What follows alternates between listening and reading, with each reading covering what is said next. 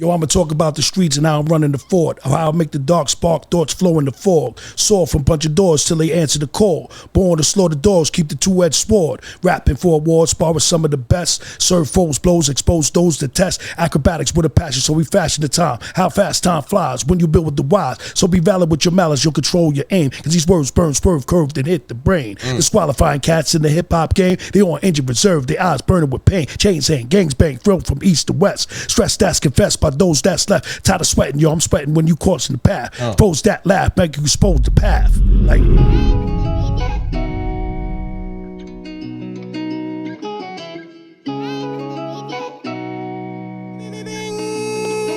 One Life Podcast. Yeah, back in the building. yes, sir. Back yes, in sir. the booth. Yes, sir. And we back today. Oh man, today we back in the booth with somebody who actually knows what they doing in the booth. We back on it. Listen, welcome back to the One Life Podcast, man. This is episode 13 with your host Todd Lawrence and your co-host Johnny Unitas, aka Johnny Goat. His real name is Jonathan Horn. I always add that. Today we got a very special guest in the building, in the studio. He didn't bring his equipment, but you know, it's right in the car, you know what I'm saying? And this is one of my favorite motherfucking human beings on the earth right now, you know what I'm saying? This guy, when I met this guy, you know, he just put me out there, and he gave me personally like that boost of confidence whenever he's seen me perform, because as y'all know, I do stand-up comedy. But this guy today we got in the building. Give it up for my man DJ Stratagee, man. Sir. Yes, sir. DJ yes, sir. Stratagee. The OG, man. Thank you guys for having me. He likes to say he's the voice of the Poconos right now, man, and I believe him. You know what I'm saying? Like I said, he done brought me out to a couple different locations, and not only has he brought me out to a couple different locations, but I got paid like I was one of them niggas when I went to them locations, and that's why I said, man, thank you, and I love, man, my love and my flowers goes to you, DJ Stratagee. Thank you for coming. Well, aliens think alike, look alike, and speak alike. So. The energy that you transformed the first time that I actually met you was the energy of somebody who was hungry and that was looking for an opportunity and entertainment to make yourself successful. And a lot of times in this industry, you don't get a lot of people who give those opportunities away, because you have the gatekeepers and you have people that will stand in the way of that. I've always been the type of individual who looks at talent and sees talent and I try to see what I could do with my talent to allow your talent to shine. Right. I mean, does that make sense? Yes, I don't absolutely. Know. Blessings go through you, right, not to you. Right, because a lot of times people would take that stage or that ability to be Mr. Mention and use it only for themselves and not share with other people. But I think the magic in what I do as a DJ and as an entertainer is having the ability to create moments with people that they can live or look back at, you know, for a lifetime, you know. Forever. I always tell everybody, Johnny, I say I'm here for a reason, not for a season. Yeah. And I say that because I truly believe that the Creator has put me in this position. I don't take it lightly. Excuse my language, but I will bust your ass when it comes to my profession, DJing. I will give you a show. I will give you a show when it comes to 100%. DJing. I'm going to entertain my crowd. They're going to have a good time, and they're going to get those memories. And the reason why is because of my determination, and my biggest fan. We'll get into that later, but my determination to be successful has been, you know, my discipline is on a military level. I get up in the morning at 4 a.m. I make my calls. I do what I have to do. I sign my contracts. I get everything done on a military mind frame. Fortunately for me, I'm a military brat. So I'm right there with you, veterans. So shout out to all the veterans in the world, in the United States, America. Yes, because a lady asked me yesterday, Tosh, she was like, DJ Stratagee, whenever I see you, you always got the shirts are ironed, everything is nice and pressed. Yep. Does somebody Squared away. Does somebody take your clothes to the cleaners? I was like, I can't afford the damn cleaners. I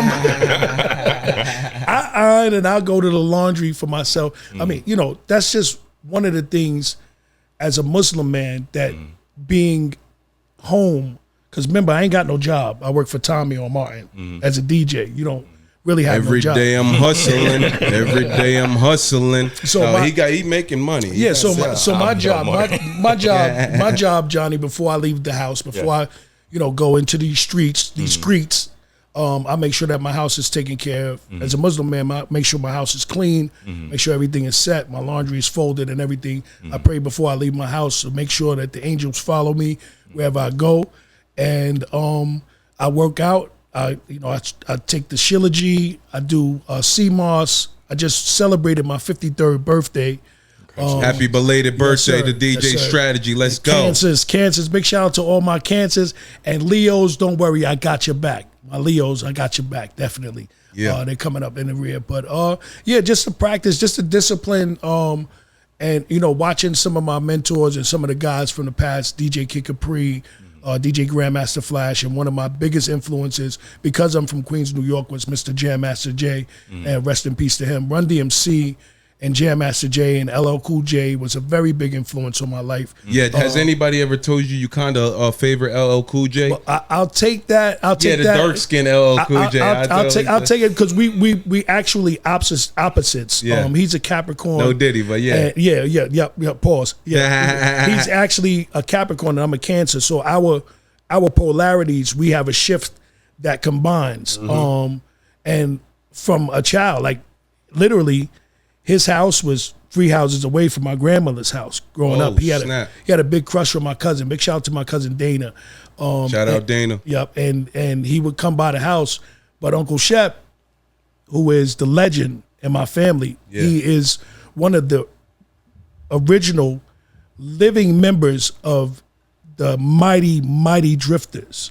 And what is that? What are the Mighty Drifters? Well, the Drifters are a R&B soul group that came out in the early 1930s, 1940s, 1950s. Right. They sing what's called beach music. Okay. So if you would think of like maybe a song called Under the Boardwalk. Have you ever heard that song, Under the Boardwalk? Yep. That's I one of never his. heard that. Yeah, Johnny up on the roof. I'm actually 85. Right. Yeah, See, yeah. I told you. At the song. Aliens stick together, and especially Let's when you're get doing it. time travel. Yeah. Johnny's got the whole. He got the whole. I see Yo. the Yo, you time don't even travel. know this man. This man Right. got the whole voice acting package, Yes, man. yes. He'll take out Batman. He'll take out Spider-Man. He'll Listen. give you all of them. Listen, I see the portal right in front of me. I know Johnny Unitas. Yeah. I was explaining to him earlier how I'm actually a fan of the show. Todd. And thank you so much for coming on and bringing me onto your radio station, because DJ Stratagee has a radio Tell us station. more about your station. So where can people see you if they want to see more of you? So I've been actually, just to put this out there, I've actually been doing internet radio since its inception. Okay. Before the podcast, before Nori, before all these things, it was only 3 of us in New York City that had the capability of doing podcasts. One of my legendary brothers, his name is Doggy Diamonds. And we also had Unc, and we had myself. My show was streamed on Street Market Radio in New York City. We had over 36 shows on the network. This was almost 20 years ago. Yep. Before from the mud. Yeah, before you ever saw a podcast or interviewer or anything, I was interviewing Ron Browse. I was interviewing Fred the Godson. I was interviewing Jenny Romero from Drake and Rick Ross's video. What is that? What? Diced Pineapples? Not Diced Pineapples. Aston Martin music. Aston Martin, yes. The remix. Yes. I know my shit. I take Drake when it comes to Drake. Nigga. The Todd remix. might be The the remix biggest Drake for fan that's male. Yeah. OVO sound, OVO and ruling. Yes, sir. So those 2 females that starred in that video, actually, if you go onto my YouTube, you'll actually see me interviewing Jenny Romero, who was the model in that video, that Drake was Drake's love interest, Right. and Sasha Duvall, who is the female star in 50's movie Before I Self-Destruct. Okay. I've interviewed Maserati Fox. I've interviewed who else have I done? I've done the whole cast from the Jersey Shore. Oh snap. I also helped. I was an instrumental part in helping Pitbull launch his artist Jamie Drastic with my sister Neela Gersherich. Yeah. And then my show in New York City was on. It was actually on DTF Radio. Right. Wasn't down to F. It was. Yeah. it was actually it was a different abbreviation, but it was DTF Radio. Yeah. And we had some legendary people on there. Steph Lover, few DJs, myself, Doggy Diamonds. Some of the footage is actually still up there. A lot of times, Johnny, I kind of reshare my catalog to let people know. And when I came to the Poconos, I was still looking for that same type of environment. I wanted to continue to do internet radio and be able to expose local talent like I did in New York City. It started off with just interviewing friends and family. My nephew Troy Slugs, the founder of my company Under the Streetlight, and my right hand man. Big shout out to Troy Slugs. Shout out Troy Slugs. Yes, and we were actually able to secure our first Def Jam deal through the internet radio show at that time. Right. One of my notable interviews was with a young lady who I had on the show. She was actually the daughter of Steve Madden. Now, if you guys have ever watched Wolf of Wall Street, Yeah. The Wolf on Wall Street, the new one. right? So the first one, the first one with Leonardo DiCaprio. Okay. The individual who did their first public sale for the company was none other than Steve Madden. Okay. Well, I was interviewing Steve Madden's daughter. Oh wow. At the time, her manager was Mr. Maurice Aguilar, who was also managing Mr. Cheeks from the Lost Boys. Mr. Cheeks. Yes. So No Diddy. Hey, yeah, no Diddy. That's how it was in my head, but you took it out far. Yes. From the legendary Lost Boys, Okay. from out of Queens, Jamaica, Queens, New York. So that evening, Todd, we were actually robbed. Oh, tell us about it. Whoa. We were actually robbed. They actually came. This was in the city. This was in New York City. We were in Manhattan on 38th and 8th, which the time lapse is gone. So Right. we were in the middle of Manhattan. Dead in the middle of little know that we didn't. What time was it? Right. Yes. What So time was it around? It was our normal standard time for recording was 8 p.m. Okay. So my show would go from 8 until 10 p.m. On the network, on Street Market Network, and my co-host at the time was Winter Castro. She was actually a operator. Yeah. For the New York City Police Department. Right. Down the block from us is one of the biggest police stations in the world, New York South. Right, so right, if you're right. 34th Street is right there. Right.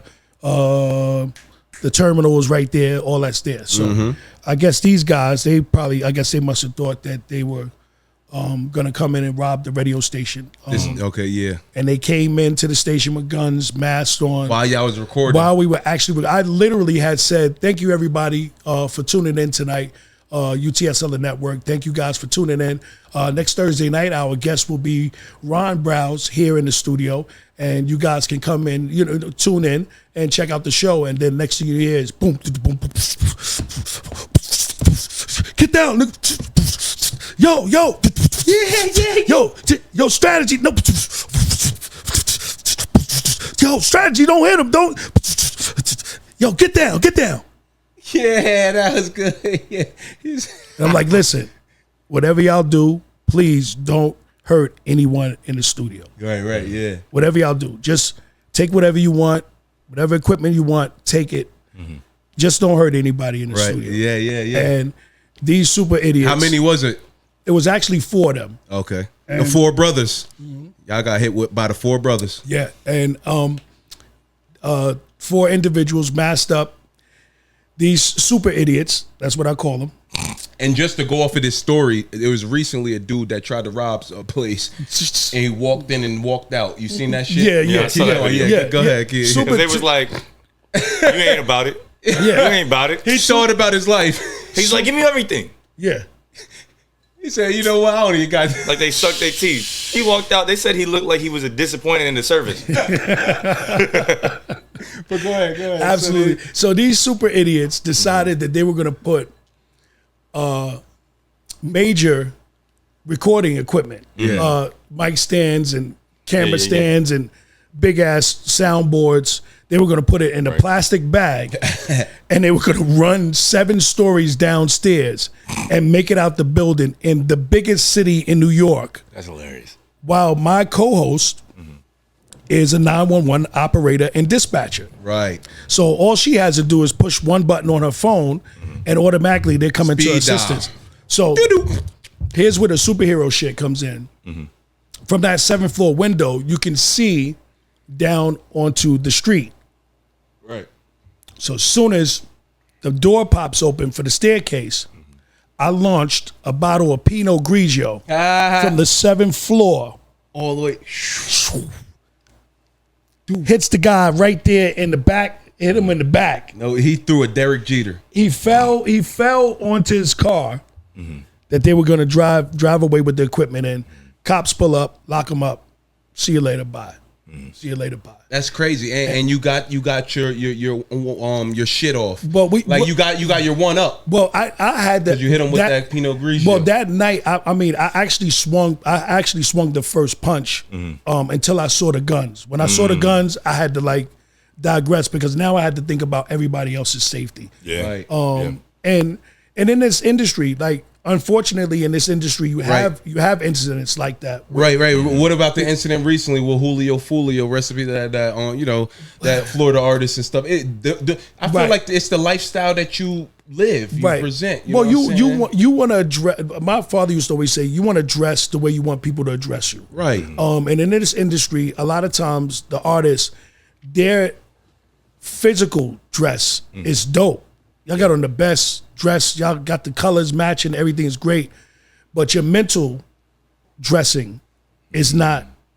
Yeah, we're going to talk about that. I got in the segment that we got before. Yeah, it's not. The mental dressing is what's important now. It's vital to you now. Because remember, as even me being a DJ, in those type of situations, you become the commodity now. Right. You become the person that people rely on to better their business or do their business better. And if you come in with a bunch of drama and a bunch of nonsense, people are not going to hire you. Right. You can't shit what you eat. You can't be DJing for a wedding and you're trying to have sex with the bridesmaid. Right. You understand what I'm saying? So you have to have some type of mental capacity, some type of mental clothing. Professionalism. Yeah, that people can address. So they're going to address you the way you're mentally clothed when you walk into the room. They're going to look at you from that standpoint and say, whether this guy is good or not. They don't care what you play. Right. They don't care what song you play. They don't give a damn what you play. But your demeanor and your branding of who you are, Johnny, it comes out in how you express yourself to people. That was one of the incidents, one of the stories that I wanted to tell because I think it's vital to coming into careers and looking at music from a different standpoint because things have changed so much. Look, Johnny's sitting right here. We sitting right here doing the One Life podcast in a comfortable environment. Episode 13, you know what I mean? Thanks to Mom Dukes. Yes, absolutely. You know what I mean? Absolutely. Because we could have been still in the hood, you know what I'm saying? Right. So, you know what I mean? And I was saying too, episode Thank 13, God. that's a sign too, because 13 is actually a new beginning. People try to say Friday the 13th and 13, that 1 + 3 is 4. 4 is, culture, freedom, and the mathematics, but it still remains to be a number of positivity. This is the OG 13. In the building right now. So that's why you notice. This is some knowledge. Yeah, so that's why you notice most buildings, they don't have a 13th floor. Okay. Because it's supposed to be a new beginning. It's supposed to be a new chapter. So show number 13, episode number 13. Episode number 13. Glad you guys are here. Like I said, fan of the show, definitely checking you guys out on Instagram and Facebook, watching what you guys are doing. And I wanted to bring my super duper co-host with me tonight, Amazing Amy, but she couldn't make it. Shout out Amazing Amy. So I want to give her a shout out. Big shouts out. Yes, absolutely. Big ups. Yep. I have a question for you, DJ Stratagee. So you've been interviewing people for a long time. Yes.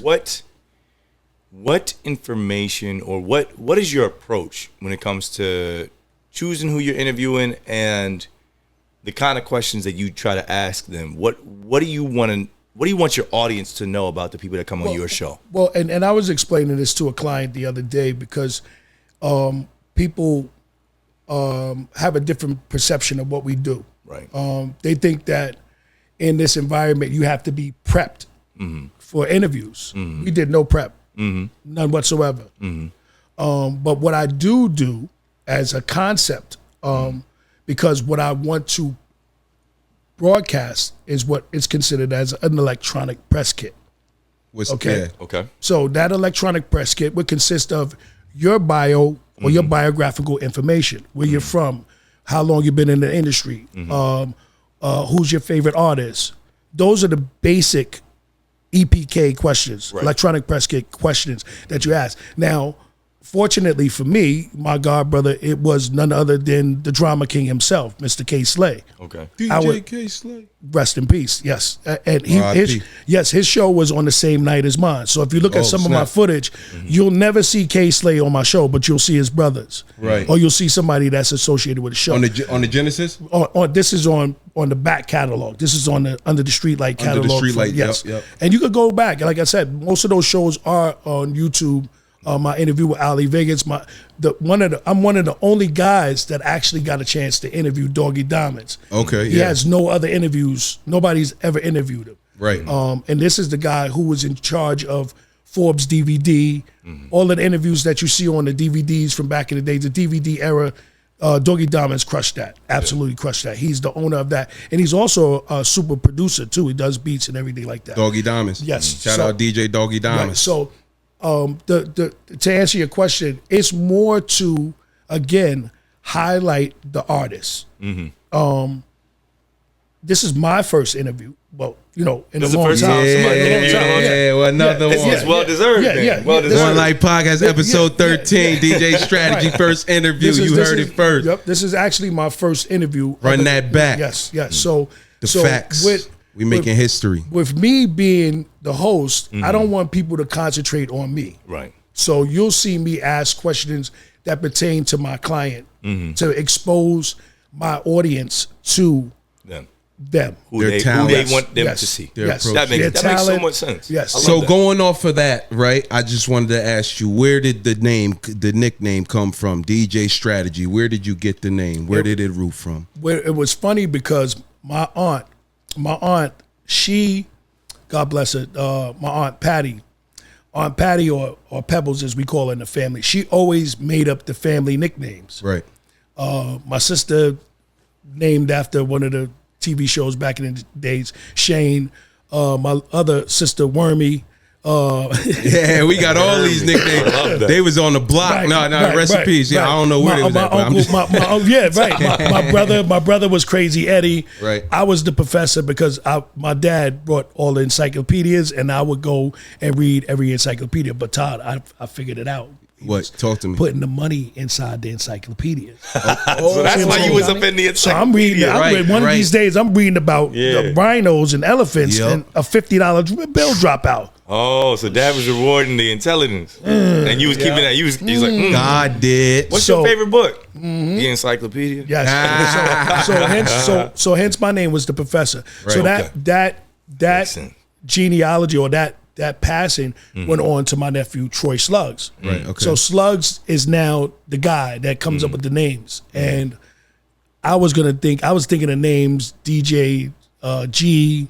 DJ, all different types of names, because technically I wasn't a DJ. So let me stop there. Go ahead. Let's bring it back. What age was this? So now, when you came up, found your passion, found your calling, through it. Yeah, because the whole DJing thing started way back with my cousin Roof. Big shout out to my cousin Roof.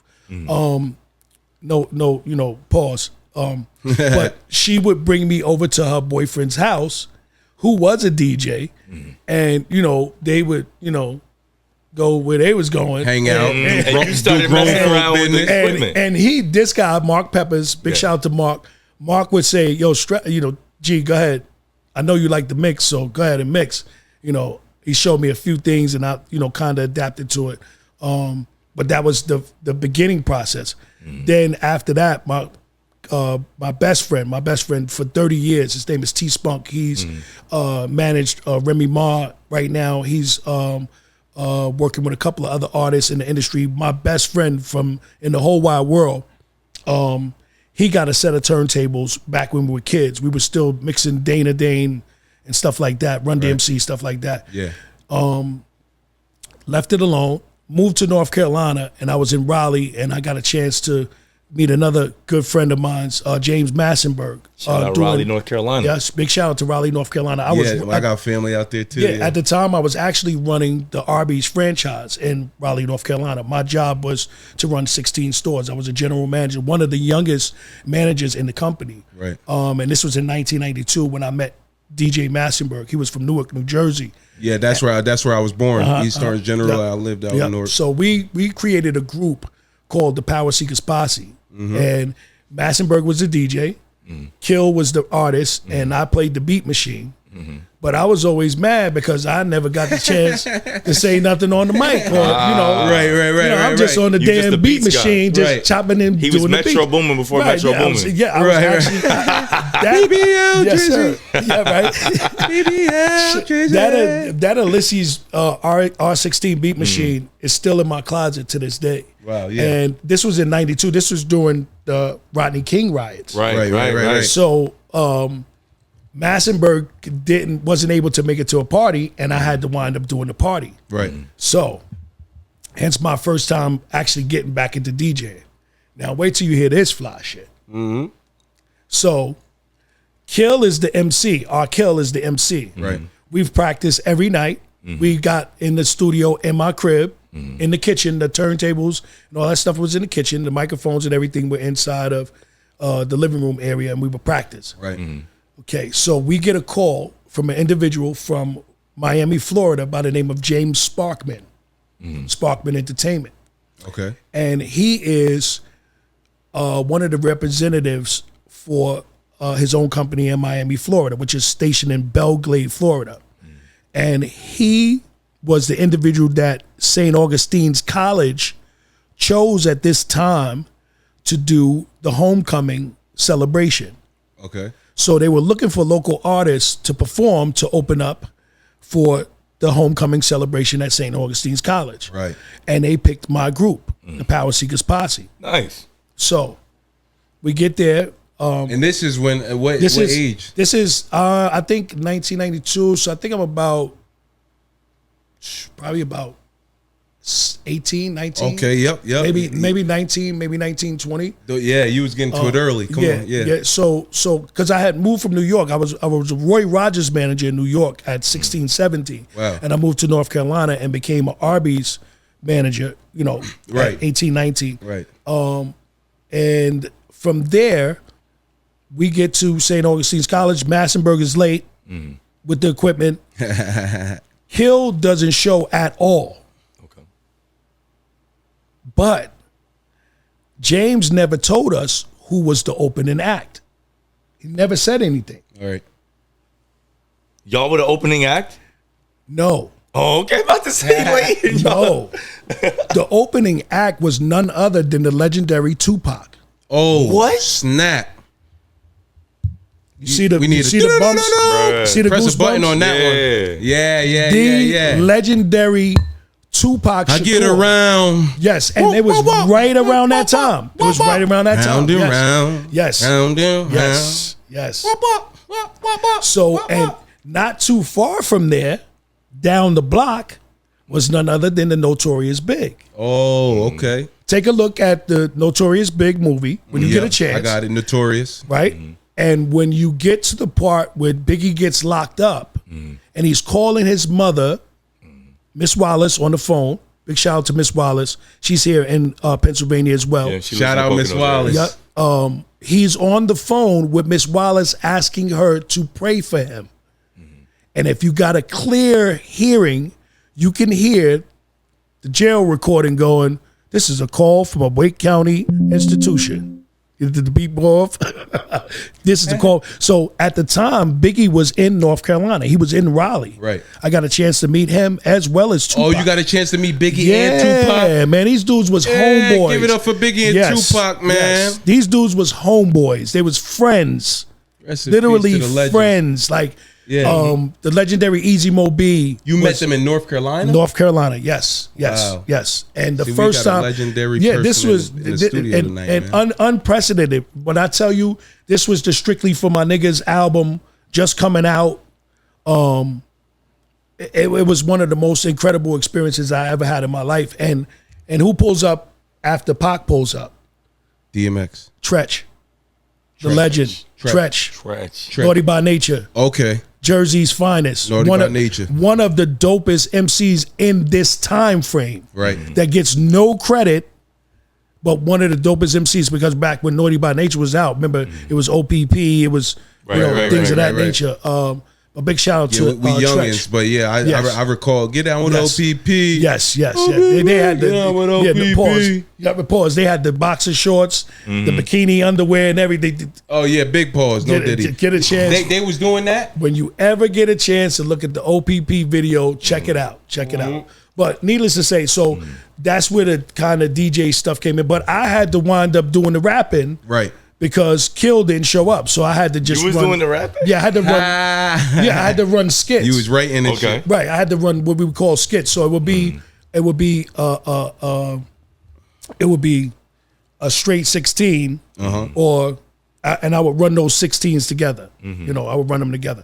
But I always wanted to be a rapper because of my voice. Right. Oh, really? But I always also wanted to be a DJ. Yeah. What made you drift away? Well, writer's block? I just because I used to write. I used to try to write and shit. No, and I would get to a wall, and then I wouldn't go back to it. And that's what I'm like, yeah, this ain't for me. Well, 13 years in federal prison will help you learn how to write. Right. Because you ain't got nothing better to do. And you what did you doing? 13? Writing? 13 years, yes. You did 13. Reading, writing, and working out. Yeah, reading, writing, and working out, and getting myself prepared. How to old return. were you when you went in? I went in when I was 21 years old, and I came home when I was 35. Yep. Wow. And you hit the ground running when you came out.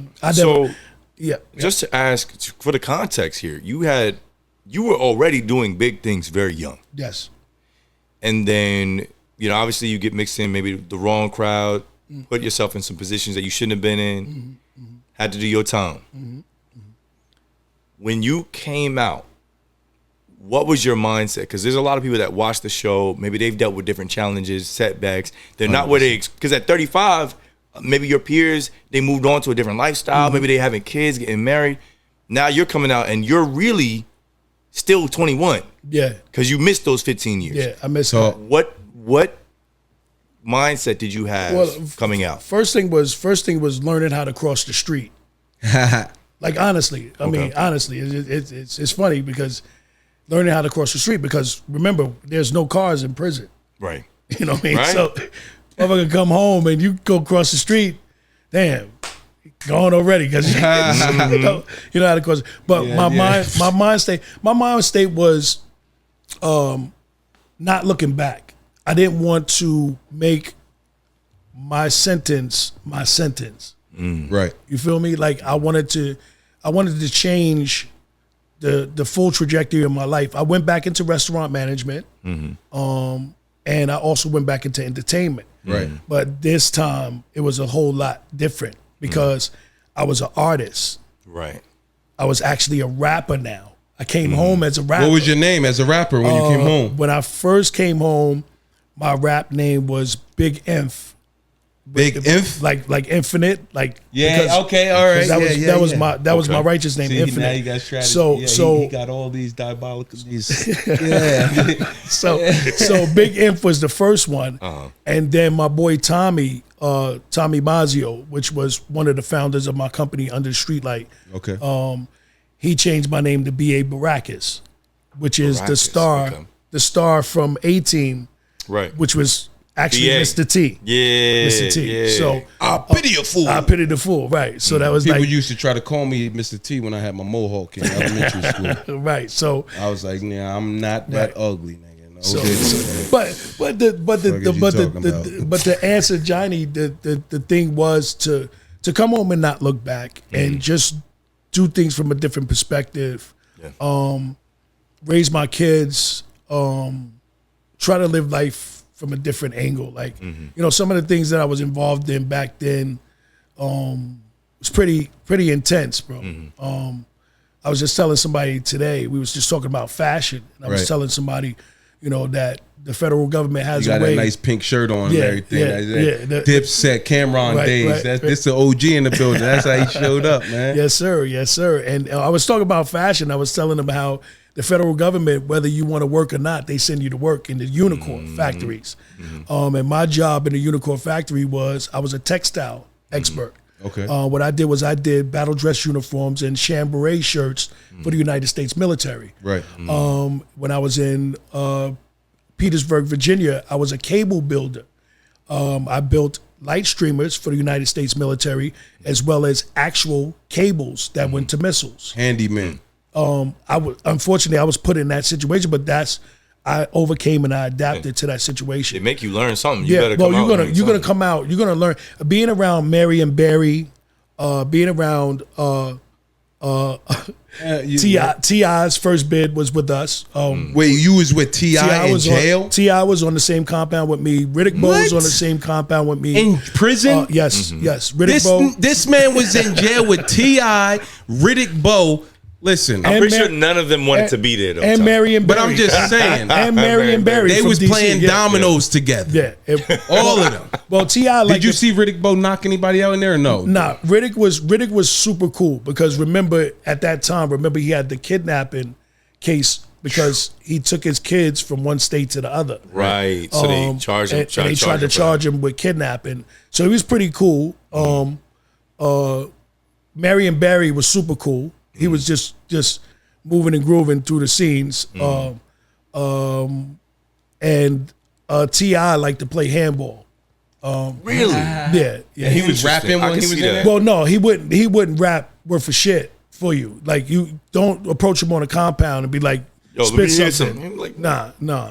He'll look at you like you stupid. He put that face on like, yeah, that light skinned nigga shit. Yeah. And he was a cool dude, but you know, he was only there for a little bit of time.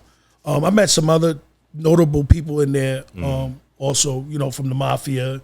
Oh, for real? Yeah, a bunch of big mafia dudes, it depends on where they put you at, because I was in 6 different institutions. Right. I started off in the federal penitentiary here in Pennsylvania. Oh, yeah. Lewisburg. Yeah. I heard there's something in jail and prison, like if a dude come to you and asks to do your laundry, that he's trying to get with you or something. Well, no. Honestly, now, if you look at the story of Freeway Ricky Ross, he'll tell you he was probably one of the most notorious. Well, not, you know, Freeway Ricky Ross. Right. So not he wasn't notorious as far as being like that's a zesty violent name. Freeway Ricky Ross. This is the real Rick Ross, not the big. That dude. This the real Rick Ross. He said it's skinny Ross. Right. So this guy, he'll tell you the story because there was a hustle in prison, in federal prison. Okay. Laundry was a hustle. You could offer to do somebody's laundry. Drawers and stuff. Well, I mean, you look at it that way, but either way, if they put your ass in the laundry, you still gonna wash a dude's drawers. Right. So same thing with buffing floors. In the military, if you know how to buff somebody, buff somebody's floor, you could charge your military barracks brothers a certain, couple of dollars. Yo, I'm gonna do your floor for you, and you gonna pay me. Right. And if you didn't have commissary, if you didn't have money, those were maybe one of the professions that you chose. The quick hustle. Because you could get some money from that was a hustle. You getting books of stamps.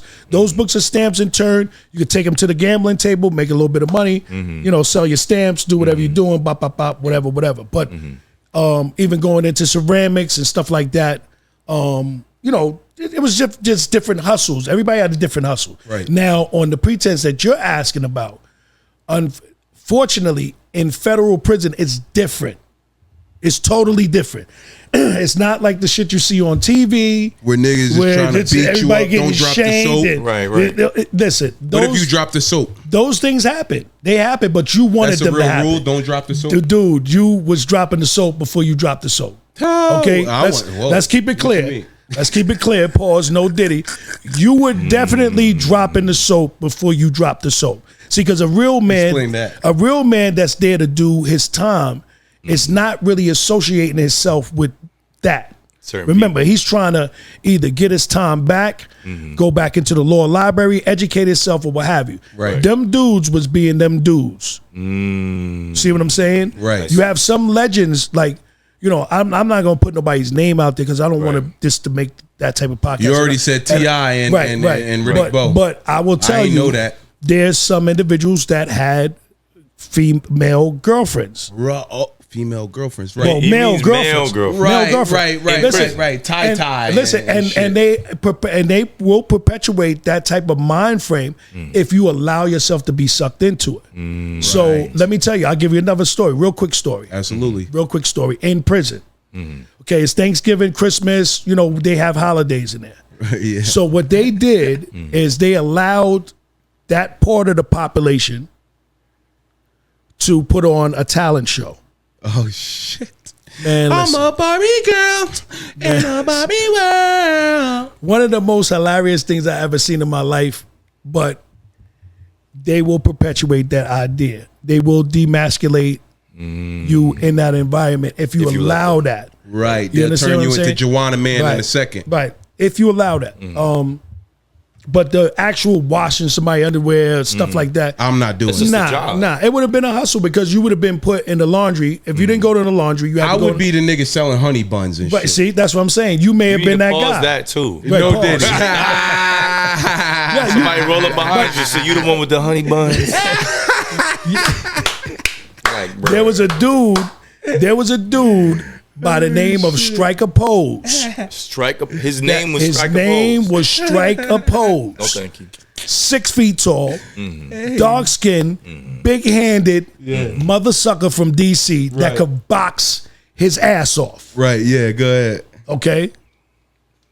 And if you swung a ep with Striker Pose, you had to make sure you paid him whatever he asked you for. Right. Commissary wise. Okay. So Johnny, you got these dudes, everybody at the commissary getting their commissary, because I don't want to make this all about prison, but we're going to talk about them. Yeah, this is part of your journey. I'm just going through it. I'm just going through it real quick. Yeah. So you have all these dudes at the commissary about to buy their shit and get their food and everything, and Striker Pose is standing right there waiting for the dudes who owe him. He serviced or who owes him.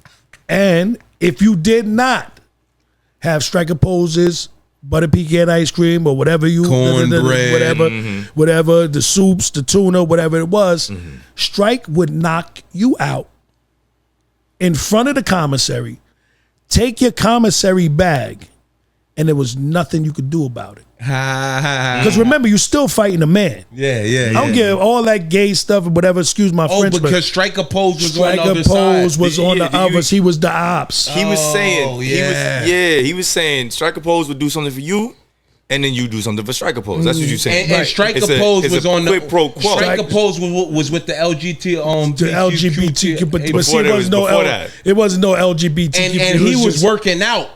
Striker Pose could lift 145. He was like Damien for Friday. Yes. Striker Pose could lift 145 on the bench. Damien. Easy lifting, and would knock you out. Well, yeah, that's like Damien for Friday. So these are, like I said, the idea of that whole environment, people give a totally different perception of what it is. But for me, it was education. For me, it was meeting people and helping people still, in that environment. There's a lot of people that need help. Yeah. I was curious because even what's interesting is I think about an interview that Mike Tyson had after he got out of prison. Right. And people was like, he said, people think that going to prison makes you hard. He said, and this is his opinion that he shared at that time. This is going back probably 20, 25 years. Right. He said, being in prison don't make you hard. Right. He said there's a lot of broken men in prison. That's why they can't function in society and they end up there. Or there's people that make mistakes. And I always thought about that. He said I'm hard because I can go against any man in hand-to-hand combat and come out on top. Right. He said, it's not my time in prison that made me who I am. I've trained to become this person. Right. And so for you took the time that you had in prison to help people that needed help because you saw you could help them, but also help yourself. Yeah, absolutely. And I think that's what you're supposed to do. Yeah. You're not supposed to come back out and go back into the streets. Well, we were creating environments inside of those institutions that were learning opportunities. You had Al Heyman from Al Heyman Productions. He was there with us. He got locked up because of the Budweiser Superfest. He was doing some finagling or whatever. He was there. Some white collar crime. We had we had Michael Milken. Michael Milken, who was the Junk Bond successor. We had the Wolf of Wall Street. You had so these guys. What they would do is they would create courses, right, that would allow you to get some type of substantial credentials from, let's say, the Attorney General or a state or local representative. It didn't decrease your time, but it showed that while you were incarcerated, you took the time out to rehabilitate yourself on some level. So for me, it was creating a group called the Back on Track program, which was a program that I started at Butner's institution, where we had kids who were troubled teenagers that came into the facility. It was like a scared straight kind of thing, but we just didn't scare them. We gave them our perception of reality, our day-to-day. Motivation. Our day-to-day. We literally had a prison locker set up. We literally had a bed set up so we could kind of like show the kids, like, this is where you'd be sleeping at. Yeah, do you want to sleep here? Right. Well, you better listen to your mommy and daddy. And that went over very well. At the time, our Attorney General was Janet Reno, and she recognized that program and allowed us to send that blueprint to 20 other institutions, where it allowed other individuals in that same makeup and that same format or that same strategy that I set up on paper. It went to all those institutions, and that program was an incentive program for inmates to get involved to rehabilitate themselves. Also, along with, at the time, that was my introduction to Islam, because I was one of the only guys on the compound that could cook. So they would ask you not to put certain things? Well, during Ramadan, remind you, you're cooking for almost 2,400, 3,400 inmates. So it's a restricted meal. So when they break their fast, man, them dudes, they get hungry. We're serious. Us Muslims, we're serious about our food. Especially after we done broke fast. So I started to see the discontent in the food service area, and we came up with policies to where is that they would have to feed us based on our dietary, our dietary restriction, our dietary needs. That turned into Black History Month, where I was in the kitchen. So it's like guys that didn't have money to buy commissary. I'd have about 7 pieces of chicken on this side and about 8 on this side. And it was like, here, bro. You're lying. I got you. It's a hustle. It's a hustle. Right in the sock. I'm going back to the unit. And they eating that shit. I'm going back to the unit. The hair is from the chicken, nigga. Bro. Don't worry about it. You ain't got no choice. You eat. It's wrapped. I was in the military. It's wrapped. You wrap it up, put it in his pants. It's wrapped. It's wrapped. It might go in the groin area. You see the cheeseburger. Oh, I ain't eating that one. It's real awkward when it comes out. Past that. You got to be like, all right, bro, I got you. It's totally wrapped. What was his name? Pass that to that nigga. Right. It's wrapped. It's totally wrapped. It's totally wrapped. Everything is wrapped. Everything is strike a pose. Right. Strike a pose. Pass that to strike a pose. He said thank you. But mind you, this is for people. This is for people who don't have commissary. So they don't have access to that. They do. They have access to it. But remember, this is 1992. When the crack law had took over our state of mind. This is when crack was equal to a 5 grams of crack cocaine was equal to 5 ounces of regular powder cocaine.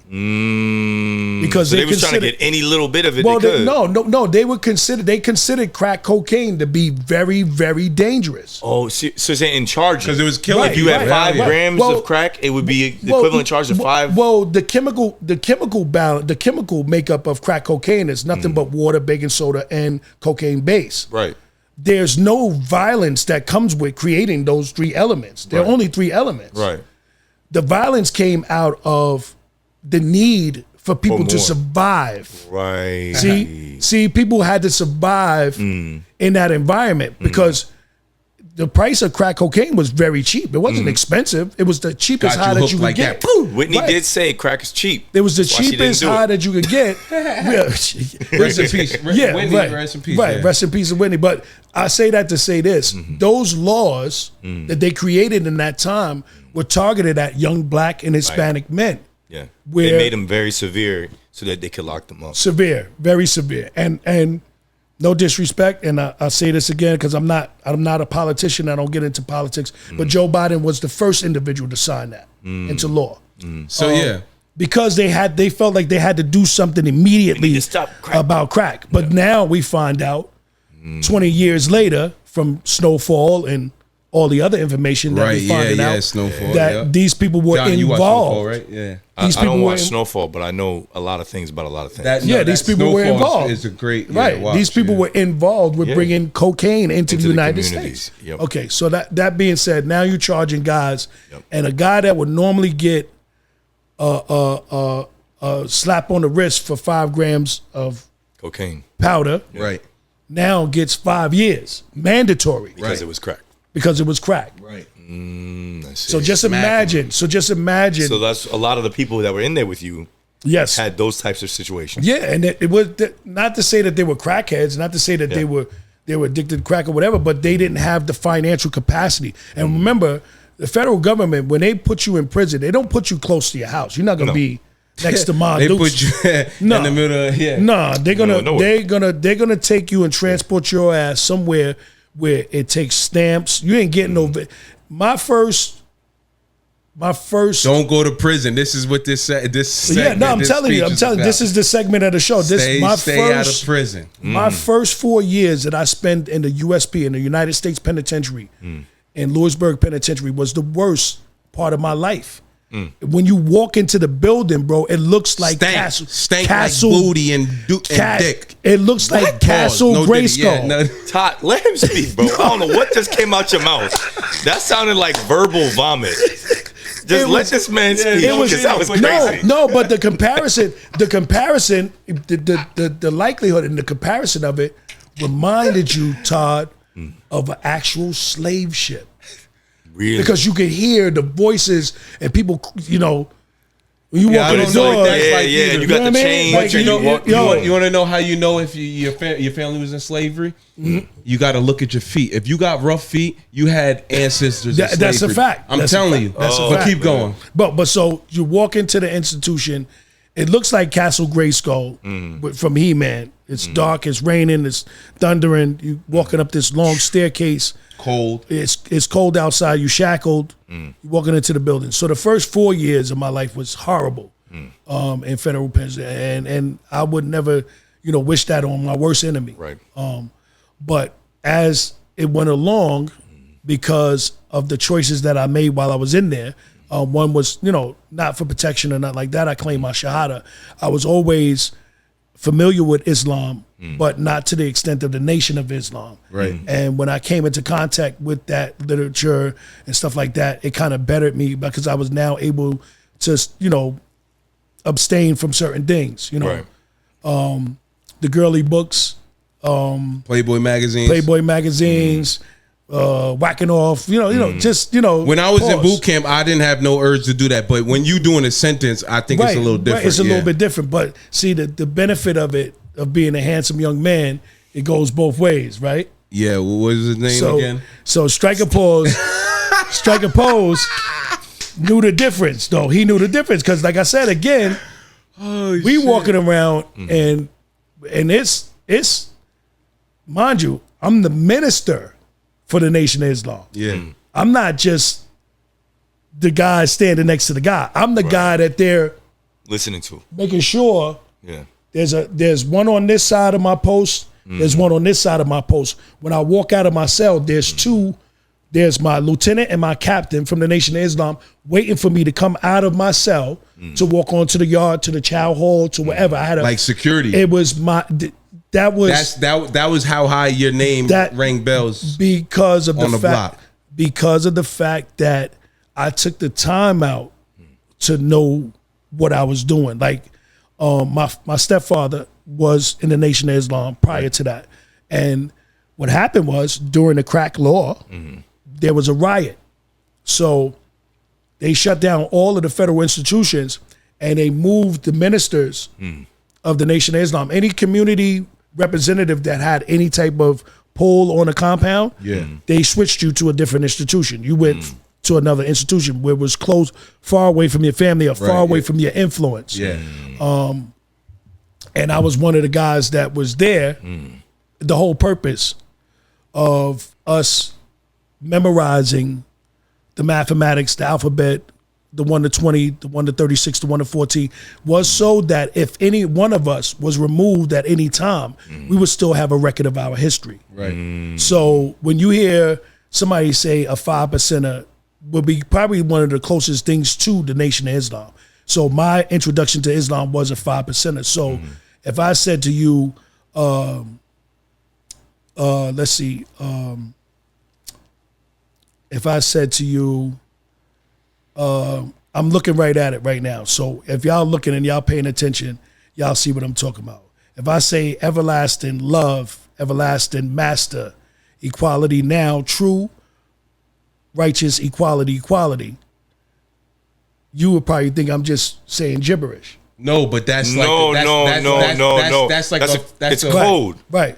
But if you look, I get what you're saying. But if you look right in front of you, you were saying the letters. I just spelled elementary. Yes. Okay. As soon as I started listening to what you were really saying, I was like, oh, he's telling me to listen. A guard might hear that and be like, this man's just mumbling, saying something crazy. But if you know the code, you know the message. And now you take the message onto who needs it. I see that's Rakim. That's Rakim. I'm the R, the A to the K I am. If I wasn't, then why would I say I am? So R-A was the name of the God, the sun god, Amen Ra.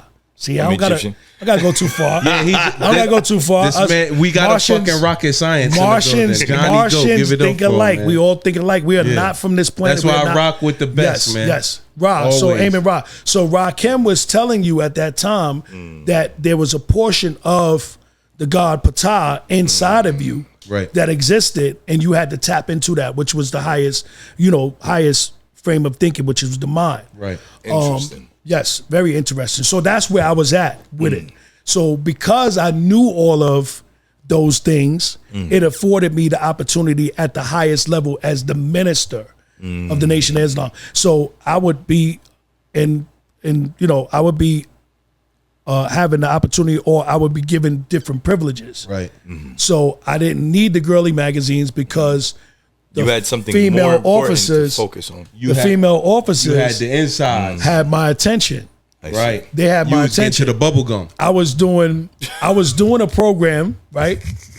I was doing a program for bettering kids and bringing them in. And then I'm a legitimate part of the Muslim community. So I was already the object of their affection already. Look at this dude here. He's on point. Sharp. He's sharp. He ain't fiending and looking at this. That's him. So the keys come off. He needs some Gatorade. He don't need no water. The keys come off, and you get into secret locations where you never know where you was. So I ain't gonna say somebody made it happen. We ain't gonna go there, but we don't want nobody losing their job. Your time was redacted information. Comfortable at a certain point. At a certain point, it became to a point where I was meeting T.I. Because when it came to the compound, the Nation of Islam is the ones who secured the compound. Right. The Muslim community secured the compound. Not a gang member, no disrespect, not a Crip, no blood, nor they not like us. Gangster disciple, anybody. They not. So I have a question. because I don't know a lot about Islam, but I hear the term the Nation of Islam, but that's not the same as just a person who is Muslim, correct? Right. Well, you have different sects. Can you explain the difference for people who don't know, like myself? Well, you have different sects, what you call sects of Islam. You have the Sunni Muslim sect, you have the Shiite Muslim sect, and the two comparisons is one is more like almost. I'll give you an example. It's almost like learning formal Spanish to learning New York Spanish. In New York Spanish, you can say "Yo, cómo está usted," but in formal Spanish, you have to say "Cómo estáis." You have to say it in a different. You have the Spaniards, right? You have to follow the Spaniards' perception of it. So Islam the same way. This is more restricted. The Sunni, the Shiite, more restricted. Right.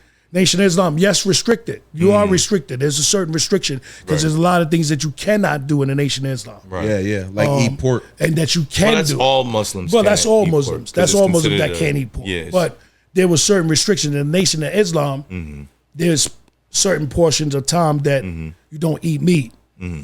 You have to do personal training. You have to literally, like, people would see me like, Todd, you've seen me several times while I was in my fast, and you would come up, Stratagee, want anything to drink? And I'm like, nah, brother, I'm fasting. I gotta wait till. Right. You know, even during the whole month of Ramadan, I don't drink at all. I don't smoke or anything. That's my month of purification and discipline. Yeah. You know, I put everything aside. I don't want anybody to think that they have the edge up on me when it comes to that. But saying that to say this, the strictness is different. You know, Nation of Islam, you're gonna fast and you're gonna go out and you're going to the yard to do PT. You're doing PT. You're doing pull-ups, push-ups, dips, and you have not drinking any water. You have not eaten the entire day.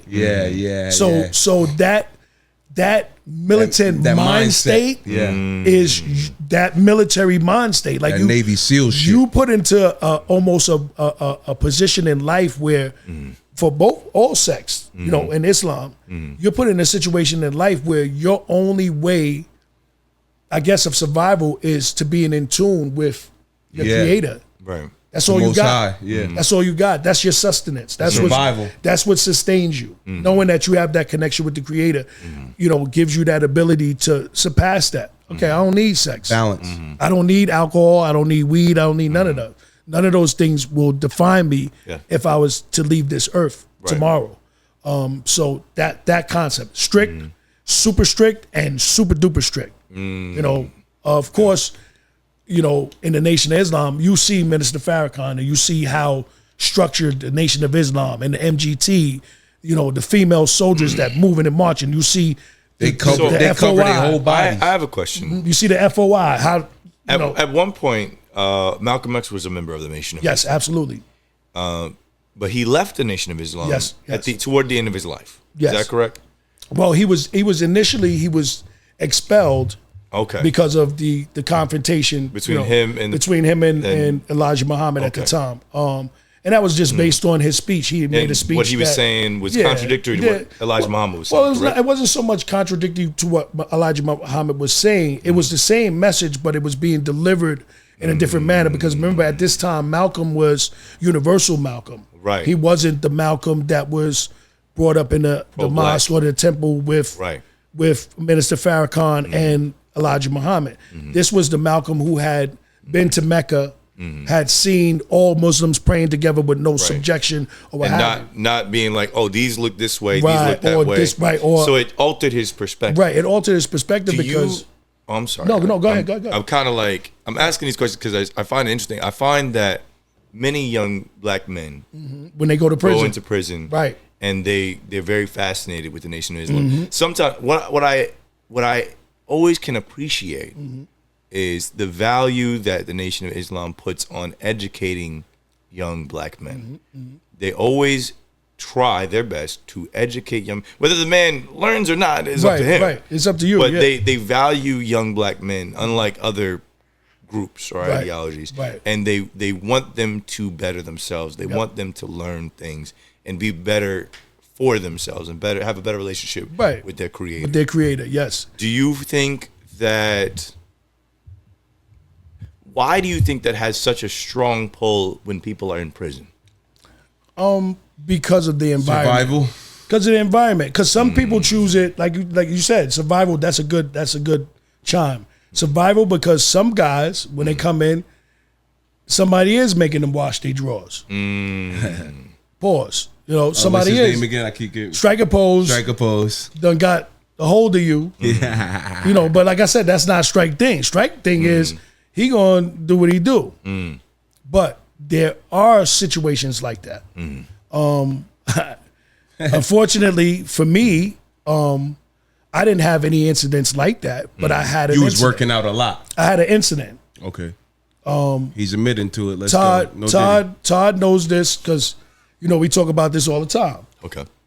I was a boxer. My first talent was boxing. I wanted to box. So Yeah. with that being said, everybody knew Stratagee got hands.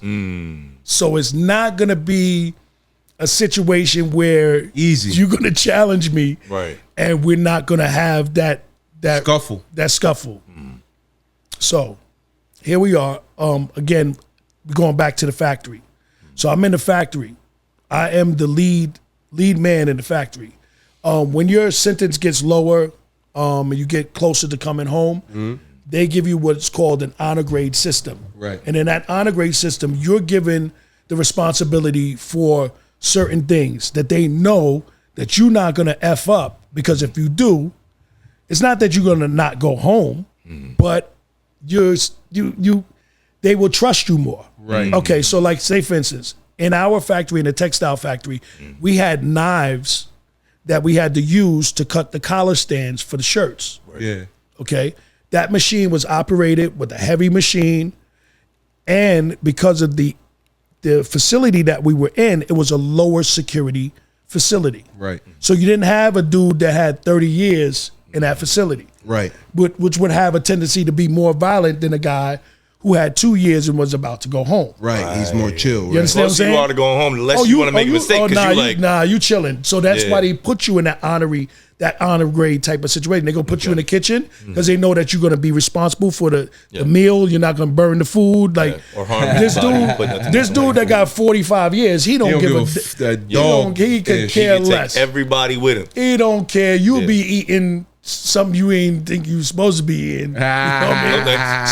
So you ain't going in the kitchen, Todd. We ain't putting you No, in the hell no! Don't put me in that shit. I ain't never been to prison before. We ain't putting Todd. I've been in the holding cell one Right. night. Right. So And I was ready. I was ready to fight. Right, The one so- Mexican nigga took a shit in the toilet, and it was like 7 of us. yeah, see, Bruh, I was. Would you have rather he did it in his pants? Bruh, I told him it wasn't mine. All of that shit y'all found was not mine. That's all I didn't snitch, but I told him, listen, that is not my stuff. Wow. And they sent me home early. Imagine that. Imagine That's that. why I ain't. Don't get caught. Don't around me, man. I ain't So with that. so I'm the Put me as a honorary character. I'm the honorary guy in the factory. So my job was to not only set up the tables for each particular cut, which is a 1,200 ply cut. Got a full table that runs from this side of the factory to that side of the factory. It lays down the material, and then after the material's laid down, you lay down the pattern, you Right. staple the patterns, and you cut up in shirts with a machine that has a razor and a knife on it. Yeah. So you had to be trained to do that job. You had to be watched by the general factory manager who was an officer. Right. But they let you have your leeway. So this particular time, I'm about to be transferred to a lower security institution, and because of that, I was given this position as the factory manager's assistant. Yeah. And my job was to make sure that we ordered the proper materials, make sure that I made sure that everything was going the proper way. Right. And of course, I had to report back to the general supervisor. Right. And when it came down to doing the overtime list and stuff like that, I would have to take your name. Okay, Todd, you working overtime. Okay, Johnny, you got overtime. You had Okay, you got responsibilities, overtime. yeah. I got responsibilities. And I have to turn that list into the general supervisor. He then calls it into the gate or to the, wherever it goes to, and they certify you that you're going to be overtime for the evening. So when they do the count in the units, you won't be missing from the count. Right. Right. Okay, so this particular day, we got over 60 rolls of material. Now, Johnny, the material rolls are from that wall to that wall. Okay. That's all material. Just the like material. you go when you go into a Okay. regular material Yeah, store. yeah, You see yeah, how the yeah. rolls are? Yeah, thick. Right. This is thick. This is camouflage material. Right. Okay. So it's heavy as shit. You have to have somebody to help you. So we Cargo. all of us together, all of us, it's a crew of us. It's six of Because us. that thing probably a couple tons. Right, it's six of us. So we moving it together. You know, there's a level of camaraderie amongst that team. All of Right, us are right, together. right.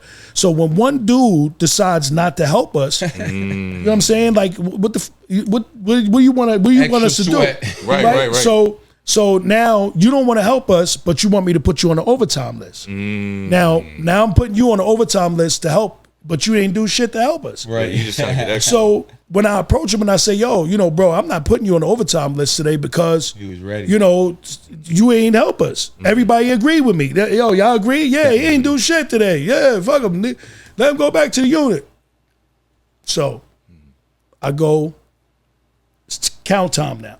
So everybody goes to their prospective place. I don't have to be against the wall. Yeah. Right. Because remember, I'm setting up the table so that when we come back from overtime, the table's ready so we can start the plies. Yeah.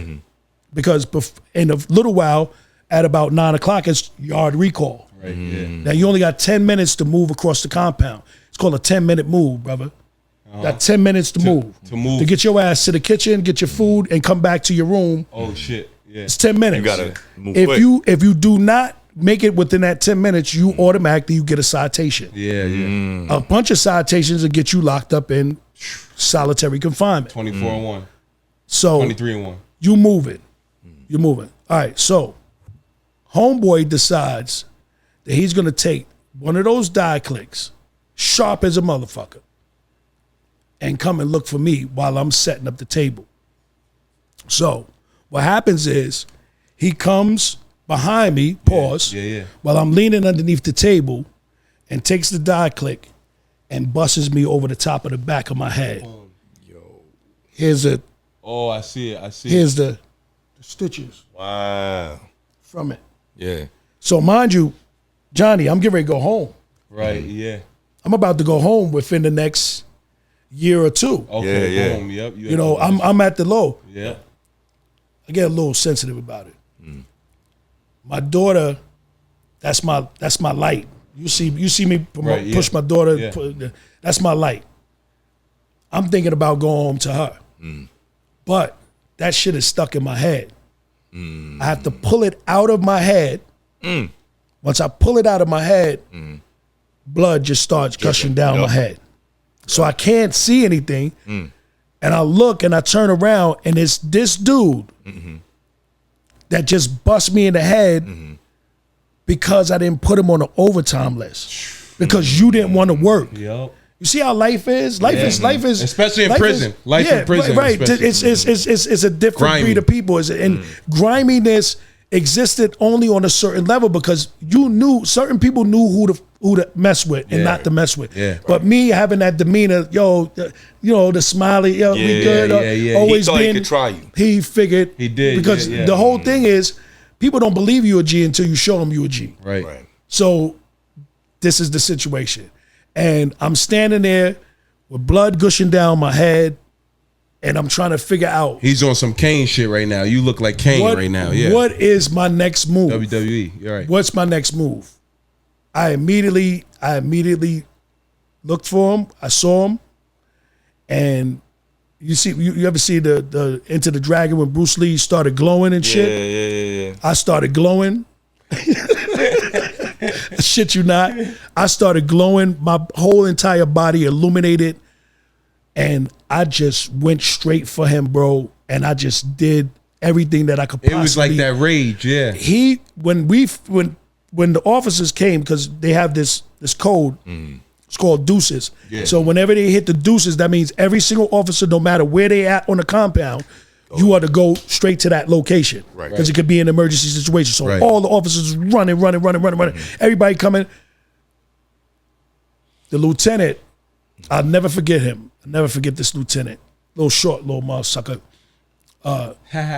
Lieutenant Ward from Brooklyn, New York. Yeah. We was in North Carolina at the time. And he from Brooklyn, right? He from Brooklyn. So he run up, said, nah, hold up. Let G do his thing. Let G get his thing off. Because this brother don't bother nobody. Right. He don't bother nobody. All he does is help everybody on the compound. And for him to do this to him, let G whoop his ass. When I finished with him, he looked just like Martin. Yeah. After he got all them bumps on his face and forehead, yeah. But Martin of Tommy Hearns, yeah. that's what he looked like. And I'm not saying that to brag, but I'm saying that to let you know that it could change in any moment. You could be in there for 6 days. My nigga, you could be, excuse my language, but you could be in there for 6 days and be gone. Right. You may not even make 13 years. Right. Who's to say you're gonna make it 13 years? Right. Because who to say that you would have, like, you wouldn't have bled out from that incident, right? Yo, got to the hospital. They rushed me to Charlotte Memorial Hospital, and I got to the hospital, and the doctor's like, "Yo, bro, you should be dead." Right. Yeah. So much blood loss. You should be, because it actually hit my skull. Oh yeah. It went through your skull. The shit was, excuse me, I can't keep saying it was in my skull. When I took it out, I pulled it out of my skull. Yeah. So in the X-rays, you could see when my skull was actually a little like some bit Mortal fractured. Kombat fatality reverse. Yo, they showing me the X-rays, and I'm like, yo, that was my head. They could have killed you. So he's like, yo, it wasn't your time. He was like, yo, did you pass out? I was like, no.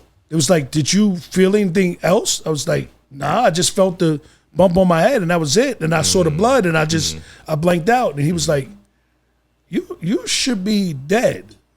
You should be dead. So in that type of frame of mind, knowing that the Creator gave me a second chance. Amen. Yeah. They let me back onto the compound after being in solitary confinement for 45 days. Whoa.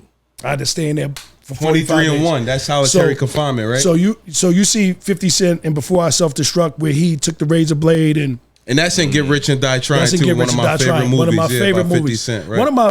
That's one of my favorite artists. 50 is one of my favorite artists, not just because of the fact that he's from Queens, but just to see what he went through as an individual. Got shot 9 times. Yeah. And it was not only that, he was just struggling to try to find his way in an industry that wouldn't accept him. Right. And now off of that right there, perfect. I'm glad you said that. Trying to find his way in an industry that didn't want to accept him. I want to ask you, DJ Stratagee, and your journey through this one life, has there ever been a time on your journey, and I'm sure because we all come across it, the greats come across it, and you are one of the greats now, you know what I'm saying, in your time, but has there been a time in your journey where it's like you came to a point where it's like, so it feels so off or challenging, or it feels like slow to where you're like, wow, is this really for me? Do I really want to DJ anymore? It was last year. It was last year, because going back to the DJ thing, because we kind of segued. And what did you do to get through that? Because that's what the One Life podcast is about. That's right. Yeah, culminating and understanding that you only have one life. Right. And as being a DJ, like I said, back when Mark Peppers showed me how to DJ, I took that, I incorporated. When my brother T-Spunk taught me how to DJ, I incorporated. When my brother Marshall showed me how to DJ, I incorporated. Yeah. But I didn't think that I was going to be a DJ. I wanted to be a rapper. Yo, I'm going to talk about the streets and how I'm running the fort, how I make the dark spark thoughts flow in the fog. Saw from punching doors till they answer the call. Born to slaughter doors, keep the two-edged sword. Rapping for awards, spar with some of the best. Serve foes, blows, expose those to test. Acrobatics with a passion, so we fashion the time. How fast time flies when you build with the wise. So be valid with your malice, you'll control your aim. Because these words burn, swerve, curved, and hit the brain. Disqualifying cats in the hip-hop game, they on injured reserve, their eyes burning with pain. Chains saying, gangs bang, thrown from east to west. Stress that's confessed by those that's left. Tired of sweating, yo, I'm sweating when you crossing the path. Foes that laugh, make you expose the path. Like, that's what I wanted to do. Acapella, right. That's what I wanted to do. Right. That's what I wanted to do. And the DJ thing came out of another situation. So we're interviewing none other than Mr. Fred the Godson. May he rest in peace. My DJ for that evening didn't show up. Right.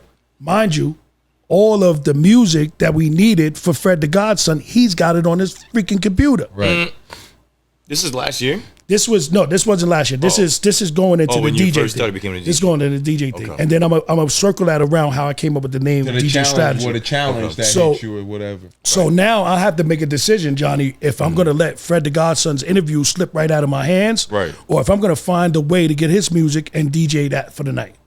Okay, so now, going back to the DJ Stratagee thing, my nephew, Troy Slugs, who is my right-hand man in my company, he would come up with different concepts and ideas. The name of my company is called Under the Streetlight. Right. The reason why it's called Under the Streetlight is because back in the days, DJs had no other way to power their systems but the streetlights. So we would go to the bottom of the streetlight, screw it plug open, into it. take the continuity of that wire. Okay. All right. Yeah, that's good. All right. Plug that into that. Now you got the turntables, the mixers outside in the middle of the shit. park, Yeah, right. and we DJing. At the street light. This is right under the streetlight Yeah. in New York City. This is 83, 84, 85, 86. The culmination of what hip hop was at the time. Yeah, yeah. And that's how they used to do it. So he came up with the name Under the Streetlight Entertainment. He also came up with the name Stratagee because I'm his Uncle G. Mostly everybody would call me Uncle G. He's like, yo, but you're the most strategic person that in our family. Like, you play chess different than everybody. You know, your way of doing things is different. It's strategic. He was like, yo, Stratagee. Bingo. Everybody was already calling me G, so with the strategy that put it onto it. Well, yeah. So that's why you spell it the way you spell it. that's why I spell it the way I spell it. Strag. Right. And E-E. remember what we did earlier, right? Yes. Savior, I truth, spell that right. ruler, Allah, truth, Allah, God, equality, equality. Strategy. Strategy. Yep. And notice it equals 9 letters. Right. 9 letters is the borning of someone's reality in the mathematics. So those 9 letters symbolize my being brought into another existence and being born into another existence as a whole nother entity. Right. Now DJ Right. Stratagee. So he doesn't show up. So I got a DJ for this guy, for Right. Fred the Godson. Yeah. So I had to do what I had to do. I had no choice. Same way in a situation where Kill didn't show up and Tupac was there. Right. I got to rap. I have to rap because Yeah. that was to open the show. On the because spot. It's on the moments. spot. It's great moments. Those Yeah. moments. And that's why I said, earlier when I was talking about DJing, I was telling y'all it's about creating moments. And if you can create those moments that last a lifetime, people are never going to forget you. Ever. You're going to be not only legendary, but you're going to be a legend. You're going to be a legend.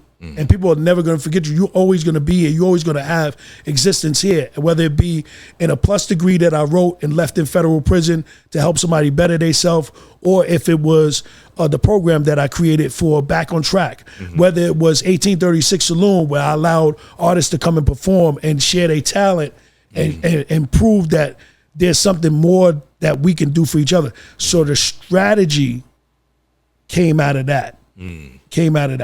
Born something into existence. And then the DJing part came from me, I had the DJ for that situation. Right. So I said, let me reflect. I'm going to reflect on that. My first love was radio. Listening to Mr. Frankie Crocker, Wolfman Jack back in the days. LL Cool J? Well, not. He wasn't on because the radio at the time. station. He was at the an time, artist. yeah, right. He was just an artist at the time, but you had those notable people in the community, Mr. Magic, and Mr. Magic was the spearhead for LL and those guys because he was one of the only DJs who would play rap music at that time on his station. Right, yeah. And it would only come on at 12 o'clock at night. Yeah. So here's me making the tapes, the pause tapes, and Yeah. the tapes pause, the tapes for the females so they can listen to the music. Yeah. The soundtrack of my community was my radio on my shoulder walking through the hood, That was yo. That's how they did it back in the day. Here come, box on the shoulder, yeah, walk through the hood, bring the new tunes out. Yeah, here come G with his radio. We know he's gonna be playing something fly, you know. So I took that and incorporated all of those things from my past and brought them into fruition to now to becoming DJ Stratagee. And I still haven't. I don't think that I have lost any of my stride as far as helping people and Amen. And doing the things that I want to do to help people on the platform.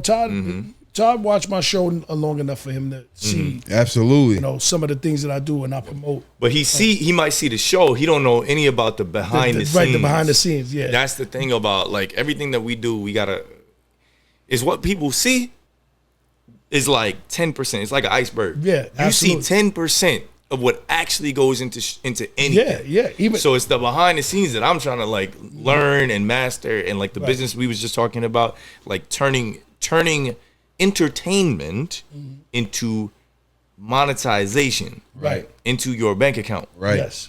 And more than in the bank account, like just into experiences, because that's what we get money for. Like sometimes I think we're so caught up in using the money that we make in our jobs to buy the things that we think we want, or the things that we think show that we have money. But the reality is, like money can be a protection, right? But beyond that, it's like you invest it for your family, for the future. And then there should be money for the experiences that you want in life. The truth. So that's the goal. The challenge is it's really challenging to do that these days, because if you're working a regular job and that's all you do, unless your job is paying very, very well, you don't make enough money to do those things. You don't make enough money to survive. Yeah, that's it. Barely make enough money to survive.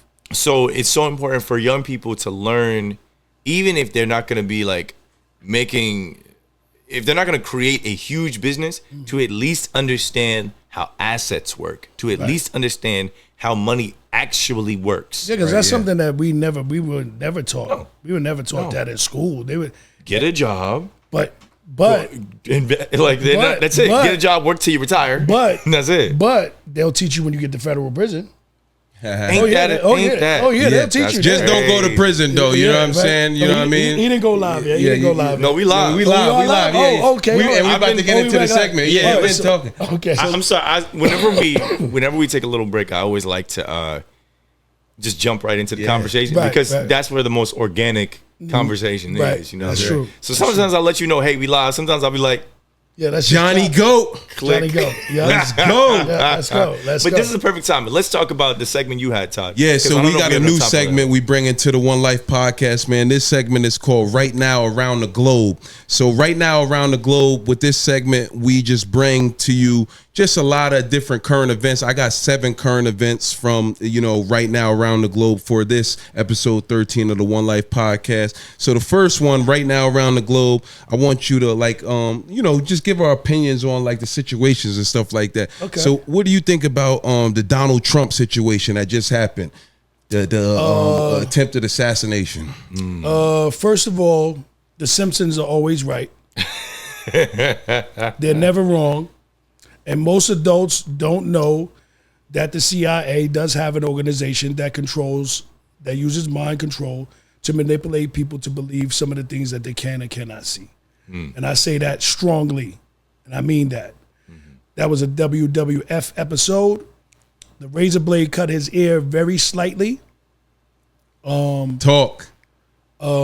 Because military-wise, trajectory-wise, bullet-wise, you didn't miss Malcolm X. Damn. You didn't miss Martin Luther King. Damn. Rest in peace to the greats. Damn. So yeah, but you got a motion that looks the same as a WWF move. Boom, Wayne. Close to the ear. Slice, blood. Secret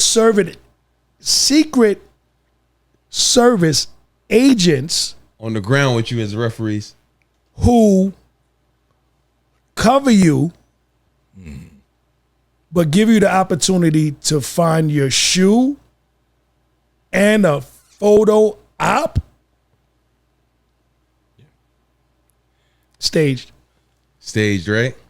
But then again, now for me to elaborate on this real quick, it's like, so why did they kill the dude? And then now it's like, also, you don't feel like that maybe, okay, you're saying staged, but some people also think that the government actually tried to just eliminate him and this guy just fucked up the plan. Why do they kill the dude?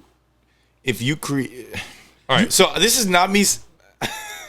But you want me to answer? Or you want to answer? I mean, I can answer too. Since because this is your opinion, so we'll let you talk. Because opinions are not actually proof of truth, right. but we all have theories. But they do have an element to truth because they do come from a source of reality. Right. Mm-hmm. And The Simpsons predicted his death on one of the episodes. Yeah, they definitely did. The same way they predicted his election in one of the episodes.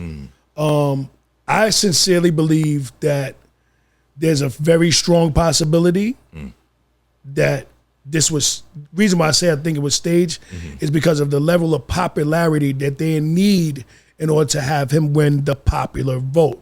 Right. Remember, there's a popular vote. Right. Okay? Right. The presidential election is really a popularity contest. Right, it's a popularity contest. Yes. So by you doing that move or by you having that happen, it makes it almost look like, you know, this could happen. Now, I don't want no backlash from it because at the end of the day, anybody's life, is worth something. Your life is worth something. So I don't take it lightly.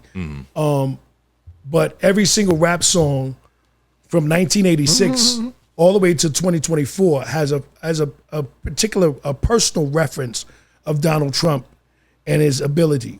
So I don't wish that on anybody, but I've never seen military brat. I have never seen Secret Service. Some executed that. I've never. No, yeah. I'm sorry. Right. This is 53 years on the planet. Right.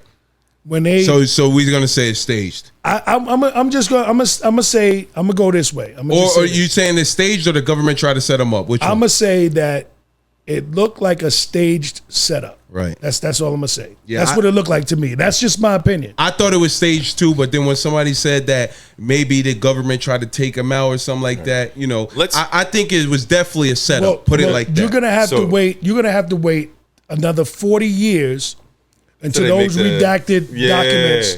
Those redacted documents come out and the actual testimony of what actually happened. Because this kid was climbing on the roof for 15 minutes. If that was Jalil. Yeah. Or Kareem. Or little baby Kareem. Yeah. From Astoria Projects. Right. Climbing on the roof. Right. Yeah. He would not have made it to the point where they would have wasted the bullet on him. Right. And then real quick, hold on. I'm going to cut you off. Let's keep real quick. Because there's some stuff I want to add. Real quick. Yes. And nobody in the crowd ducked. Right, I said that too. Yeah. Come on, bro. Yeah. Yeah, they all stayed up there. Come on, bro. Like everybody was still paying attention. It was a guy in a black hat that was standing directly behind him. Yeah. And he never even moved. He didn't even move. This is interesting. Yeah, that's us. Yeah. So here's the thing. Here's what I see in this scenario, right? Why, as far as why kill the person, if it was staged from the Trump side, they don't want witnesses. Right. If it's staged from the government side, they don't want witnesses. Yeah. So whoever attempts they have to make someone be the bad guy. So in this case, he's this Lee Harvey Oswald. If you're familiar with history, the man who was claimed to have killed John F. Kennedy was Lee Harvey Oswald. Lee Harvey Oswald, the lone gunman who shot JFK on the grassy knoll. Most people that understand the situation with JFK understand that it wasn't just Lee Harvey Oswald was disgruntled and he didn't like JFK. Most tie it to the mafia. Yeah. Same thing with Tupac. Same thing with Biggie. All of them. It's always bigger than just some random act. All of those individuals. all of those level of individuals, not to cut you off, all those Yes. individuals they were under federal surveillance. Right. So that's to answer that question, Todd. Mm-hmm. As far as the overall, this is an individual kid, right? Right. Who's young. Right. Anybody who if they were actually like a military operation, they're not missing that shot. Yeah, exactly. Yeah. That was a missing kill that shot. That was a There And he was shot like 7 times. right. There was multiple shots. If you have multiple shots from distance, Yeah, first of with a all, rifle. no one's firing a sniper rifle that many times. nah. So there's an idea rolling around that maybe somebody paid this kid and was like, hey, attempt it, whatever, and we'll give you this or we'll give you that, and then get rid of him for evidence. Or there's a lot of different variations to that story. Right, None of yeah. us really know the truth. I Again, don't know the truth. I have how I feel. Yeah. DJ These are Stratagee, all how he opinions. feels. Yeah. Exactly. These are Right all now opinions. around the Right. globe, these are all And opinions. opinions expressed Right. by DJ Stratagee are not the opinions expressed by The One Life Podcast. One Life podcast. Absolutely. So don't hold them accountable. I'm just speaking my mind. Just Right. opinions. And I agree. I think that also, like, the reality is this: the effect. What's the point? What's the effect? So Donald Trump survives getting shot at. Yeah, it's right. It's a major effect. Someone else apparently died in the audience. We don't know. I don't really know who that Supposedly, was. right, thank He you. claims that they were a hero or whatever. Rest in peace, every Here's a- dead. Yeah. So When are the funeral you hear arrangements? bang, you hear bang right, again. right. He goes like this. Like, what's the odds that he gets missed 7 times, but his ear gets skimmed, and then when he drops down, disappears from frame, And comes back up with energy. Here's the thing: if somebody tries to kill me, I'm crawling off the stage. I'm not sitting there. Dog. Yes. No, Exactly. seriously. Yeah, I sort the of- Secret yeah, Service would say, bro. "Stay down, sir. Yeah. We're gonna escort you out." No. Immediately, everyone will be cleared out. They're not gonna let him, be. Yeah, no. No. Look at Next, look at yeah. So Next go back. Let's go topic. next. Yeah. Let's go next. Let's go Yeah. next. That was a great one. Right now go around the world, man. Okay, so what's your opinion, DJ Stratagee, on that Megan Good and Jonathan Majors And Michael Ealy. and Michael Ealy? Michael Ealy came up and gave Megan Good a super hug, a Superman hug. What's your opinion on that? I believe that Megan. Oh man, poor Megan. Megan, forgive me for this, but I believe Megan has been in relationships prior to this that have been in that type of episode. When she dated 50 But- Cent, when she dated 50, she was also dating somebody else. at the Okay, same but time. okay, I understand what you're saying, but I'm saying out of respect, regardless if you had past interactions with this woman and stuff, now you see her out with her new spouse. What's going on, brother, man? like I said again, What type of manner? like I said again, if a stripper can get Would five- you would have just sat there? No, let him answer the question. I get it. I understand you, but if a stripper can get 5 dudes to give her a tip the same night while all 5 of those dudes are standing there, the logic of life is that now women are becoming more men than men are becoming women. And this transition was going to happen anyway because of population control. Yeah. So what could Megan have actually done that would have stopped Michael Ealy when we already know Michael Ealy is off the chain anyway? Oh, for real? Yeah. He off the meat rack anyway. He been off the meat rack. Word. Like, Yeah, I don't know about He you. he been off the meat rack. He's been, and then you got Homeboy when he played in the new Rocky movie. Yeah, Creed 3. He scared me. Jonathan Major. Yeah, Jonathan's scared. Jonathan's scared because I thought he was gonna hurt Michael B. Jordan. I Right. thought he really had, because his facial expressions don't lead. He's a very good actor. That ain't acting, bro. He pulling that from a That's different crazy. place. That's what I'm saying. That If you is pay attention to the video, his reaction was kind of like, ooh, like it was something that held him together. Like That medication they got him on, same medication they gave Mike Tyson with Robin Givens, called Mike Tyson. he crazy. went and fixed his pouch. He probably Yeah, had a gun in it, but he no, went and fixed nah, it. No, he had no gun in it. Nah, he was looking for his medication. Yeah. Bruh. Okay. He was looking for his medication. But what do you think about that? Was that too much or was that Well, cool? well, was even it in, cool? Listen, in the entertainment industry, something that my uncle's always told me, or my uncle Shep always told me, he said, because of the fact that you are a commodity in the entertainment industry, you're going to be approached in different ways at different times. Right. It is up to you as a man, Yes. married, otherwise, kids, whatever, to make that decision at that moment, whether or not you're going to react or you're not going to react. And at that moment, you have to decide. Remember, your decision process is going to affect everybody around. So was that okay, or was that too much? It wasn't okay. It wasn't okay. Yeah, that wasn't it wasn't okay. It was. I agree. Yeah, that was too much, bro. Too Put my much. lady down. Right. I think Michael Ealy overstepped his bounds. Yeah. I think perhaps maybe That was disrespectful, kind of. Like, I think, yeah. But I think they know Megan. I think they both know Megan, and I think they know what Yeah. Megan would go for, because any other black woman be like, "Motherfucker, you better put me down. Don't you see my baby daddy?" yeah, You know what I'm right. saying? There you go. Right. And, yeah, and there's yeah, no, right, and there's no, right. and there's no level. Right. There's no level of respect that you're not gonna have for your lady. Now, Right. again, Megan, being Megan, allowed that behavior. she allowed. She we don't know, because like I Definitely said, no. And think like a man. When you go she back to the claims- segments to think like a man, Right. you see them all laid up on the couch Yeah. together. Right. And I'm not saying that could be just acting, but still, Right. He was all over Megan. So Yeah, exactly. it's not right though. As a man, even still with Riz, as a man, as an older man with Riz and swag. Nigga, you move a different way. You know what I'm Right. saying? You That have to. that was messy, my nigga. Yeah, Like I would have probably had to punch him.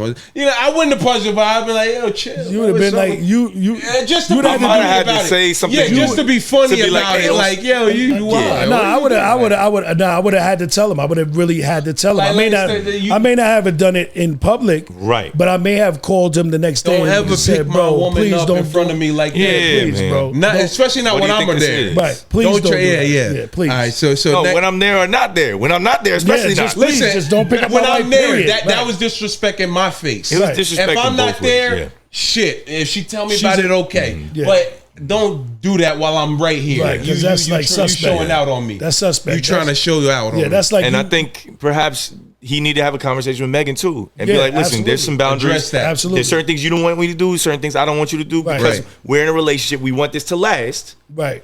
We respect each other and Absolutely. respect each other's friendship." So next one, right now around the world. Okay. So this is another thing. I need your opinion on this, OG. You know, in the rap game right now, a lot of artists are like trying to become rock stars and shit, and they painting their fingernails and shit like that. On top of that, Dwayne Wade just came out with a nail polish line. So what's your thoughts on that? What's your opinion on that? Well, I'll tell you this: hip hop or rap in itself was recreated out of a genre of music that doesn't exist. I'm gonna tell you. Does hip hop or rap have a genre? It doesn't, because it's not recognized by hip hop or rap. It is recognized by the Rock and Roll Hall of Fame. I see what you're saying. There's no hip hop Hall of Fame. There's no hip hop hall. We just created that Yeah. recently. Yeah, we LL just- did yeah, that yeah, yeah. with some other entities. They're creating Right. the hip hop. Yes. There is no hip hop Hall of Fame. Right. So when you hear these rappers say that they are rock stars, that's because they're being recognized by a demographic that is considered rock and roll music. So, but what's your opinion on this nail The polish? nail shit? polish to me, rocking with it? even no, I'm not rocking with Okay, it. But yeah, what me I'm neither. saying is that did it matter when Kiss, one of the biggest, most famous rock and roll groups, put on makeup and mascara to make themselves look scary and make their album covers look more presentable? Were they questionable as far as their sexuality? Who knew? Right. But they were great entertainers. Yeah, but my point is like whatever you do, If- that's just kind of on you. Like that's If it's a part of if doing a movie. and putting on a dress. No. If doing a movie and you have to put on makeup, shit, forget the dress. Yeah. You got to sit down in the makeup chair. Everyone does Yeah, makeup on everybody their does own. You got to sit down and do a But I'm makeup. saying the nails, bro. Like, nails too, because remember at the I'll end do of the polish, but I'm not putting black. at the end at the end of the day, for me, I don't accept it, but I do get a manicure and a pedicure. That's what I said. Polish is cool. That's fine. But pedicure, manicure, and they use light polish. I that's haven't fine, got my yeah. joints done, but that's clean. But not. I'm talking but about the the black polish and the pearl. I seriously, I'm being honest with you, because I have had a fiance who's a nail tech. She does nails for a living. She designs and does nails. These guys are doing this, number one, for attention and for shock value. It's just that simple. No well invested man that is not in entertainment is just gonna go there and just paint his nails. This is shock value. This is entertainment. They're doing it to create a level of Get the following. Wow. Like, wow. They're doing it for the followers and the likes. Right. I have a question for you guys about that. How much of that do you think is a two-way street? Yeah. It's a combination between some people in that realm are doing it as their own self-expression. Right. And then other people in that realm, because all of it is entertainment, whether it's sports, movies, music, it's all entertainment. So since it's all entertainment, how much of that you think is because it is trendy at this moment? Yeah, absolutely. You know what I mean? That's what I agree. But I think they just, we need more leaders in the world and not followers. So, you know what I'm saying? Even if I jump into the music rap industry, you will never see Todd Lawrence paint his nails ever in his life because that's not how I was raised. Right. You know what I'm saying? I'm stand on that. Stand on business. You will see me. I'll throw on a dress though for a couple mil. But, you know so what wait, I'm what's But I ain't with that fucking nail polish and shit. So wait, you know what I mean? what's your line, Todd? If you will put on a dress, but you won't paint your nails. I will put on that You can motherfucking dress easily for a just, couple 20 mil and shit like that. You could wear gloves. I'll be Big Mama's house for a couple mil, but you ain't gonna see me put the nail polish on and walk around. You won't catch me at the restaurants rocking out. What if you won't Dwayne catch me Wade at the restaurant says, with a "Hey dress?" Todd, And I really like your podcast. Nah. You've been doing really good. Put this nail polish Put on. this nail polish on. As a I'll give you sponsor. $100 My grand. sponsor. You know, finger. You know what I'm gonna tell the camera as soon as this shit come on? Yo, Dwayne Wade wanted me to do this shit. I'm representing But you right would now. do it. But You would do it. No, but I'm gonna tell the truth to y'all. Stop. See But you would do it. What Todd is But I'm looking gonna for. keep it real. What Todd is looking for. I'm gonna keep it real. Todd is looking for that dude. How to No, I'm not looking wait, for hold one on, punch. hold on, What's his name? Pause. Striker pose. Todd is. I'm gonna say this. All right. Gilly and Wallow Yeah. are listening. And Todd, you get ready to get a knock on your door from that visitor that Gilly and them was talking about. After episode 13, you will get a. Excuse me, Mr. Todd Lawrence. We need to turn you up real we need quick. to talk to you for a second. We about to turn y'all up. We're gonna give you $100 million to put on that dress. That's what Todd. That's what Todd. Look, he think it's Todd. he think it's a good watch. Watch what I tell you. So here's bro. You my boy, bro. Absolutely. But I'm gonna tell you One right love now, on this. having known you for years now. Yeah. If one of us is going to sell out, it's going to be you. Nah, hell no. It's 100% going to be you. I guarantee you. Todd has principles until you reach a certain dollar sign, until you reach a certain amount of zeros, and then the principles go out Bad the window. boys for life. They're gonna give He you. gonna be like, how much? Bad boys million. for life. I'm not going to Africa. But I'm seriously, staying right here. that's how people in Hollywood are, though. Yeah. That's I think maybe that's why you like Drake so much. No, it's not. But Hollywood is like that. I think they don't see themselves like that. But I think when you are in Perception that is realm, reality becomes reality. It's I want money. It doesn't matter why you want it. It doesn't matter if it's for your family. It doesn't matter if it's for generational wealth. It's I want money. I will do whatever I need to do to get it. But the funny thing about it is people don't realize that money is made by a machine. Yeah. So every day at 4 a.m., that machine turns on and it starts to create money.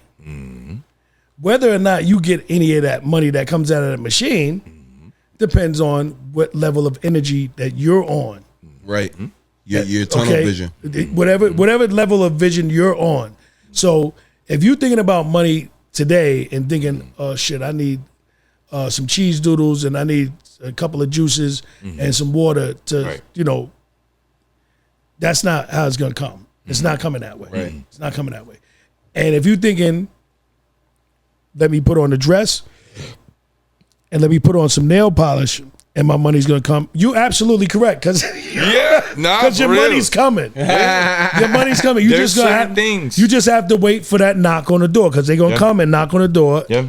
And it is called an influencer. And I say that to say this Like because I want to answer that question. Yes, I have been approached by the Illuminati several times. And my answer to that question was no. Thank you, but no thank you.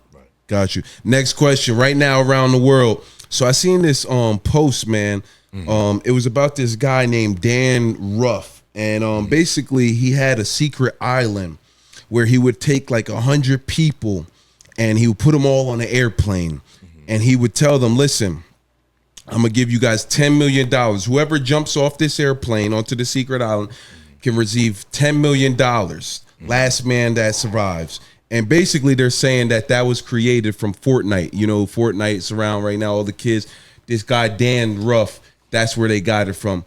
Would you jump off that airplane? Would you stay on? What are you doing? What?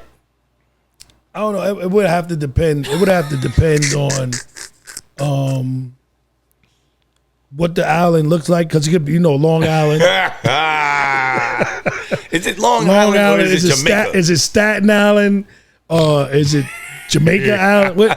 What type of island is it? First of all, but isn't that crazy though? No, I think he was like a bald, like skinny looking. Well, I think what's happening with our, and he would watch under a bunker, like he would go under a bunker.